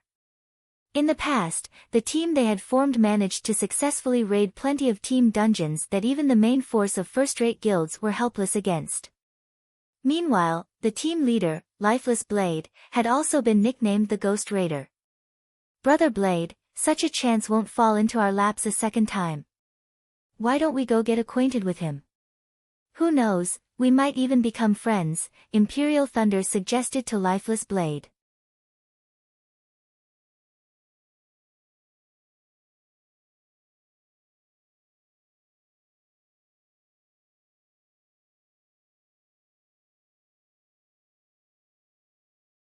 Selling equipment? Shifeng took a look at his own getup, discovering that the weapons and equipment he had on him were far better than what anyone else present inside the auction house had. From an observer's point of view, he definitely would not have any demands for the items sold at the auction house. In which case, the possibility of him coming to the auction house to sell some of his unwanted equipment was very high. After all, with so many good equipment on hand, there were bound to be some obsolete equipment that he needed to dispose of.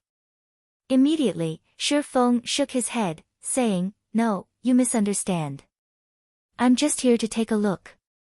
"Sorry, it's my fault for misunderstanding," Lifeless Blade quickly said in embarrassment when he realized that he had acted too rashly. In truth, I'm not trying to earn some middleman's fees. I'm just trying to make your acquaintance. This here is a brother of mine, Imperial Thunder. Imperial Thunder nodded in reply, his mind still slightly dazed, completely mesmerized by the elegant appearance of the abyssal blade and the demon bane when seen at such a close distance. Dark gold weapons. Even the guild leader of the Star Alliance, a first-rate guild, did not possess such powerful weapons. Imperial Thunder wondered just what kind of attributes such weapons could possess. Just how much did they surpass the secret silver weapon he wielded? Seeing his companion constantly staring at the weapons hanging at Shifeng's waist, the drool in Imperial Thunder's mouth nearly overflowing, Lifeless Blade immediately clapped Imperial Thunder's back. He then let out an awkward laugh as he said to Shifeng, "Please excuse him. He doesn't normally act this way." Shifeng had been playing God's Domain for many years now, and his eye for people was still quite accurate. Naturally, he could tell that the two players before him did not harbor any evil intentions in their hearts, they were really just trying to get acquainted with him. Furthermore, from the stories he'd heard about Lifeless Blade and Imperial Thunder in the past, he had quite a good grasp on the two's personalities. They were definitely not sinister, villainous people. Lifeless Blade was the calm and silent type. As for Imperial Thunder, although he was brash, he was a man of integrity. "No problem. I can tell that Brother Imperial is a straightforward man." Shifeng waved his hand, laughing. "Since Brother Blade wishes to become friends, it would be my honor to oblige."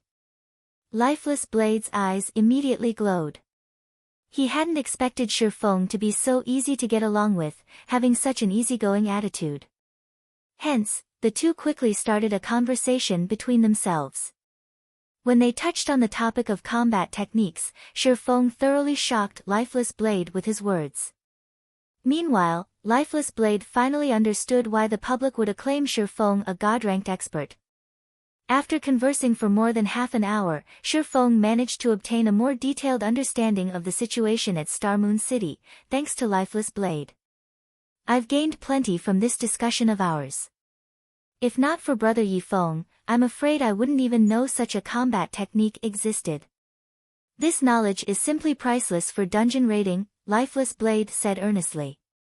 He then retrieved a special tool from his back and presented it to Shifeng, saying, "This ring is the only item I can offer you as thanks. Brother Yifeng, please accept it. Otherwise, my conscience won't let me rest."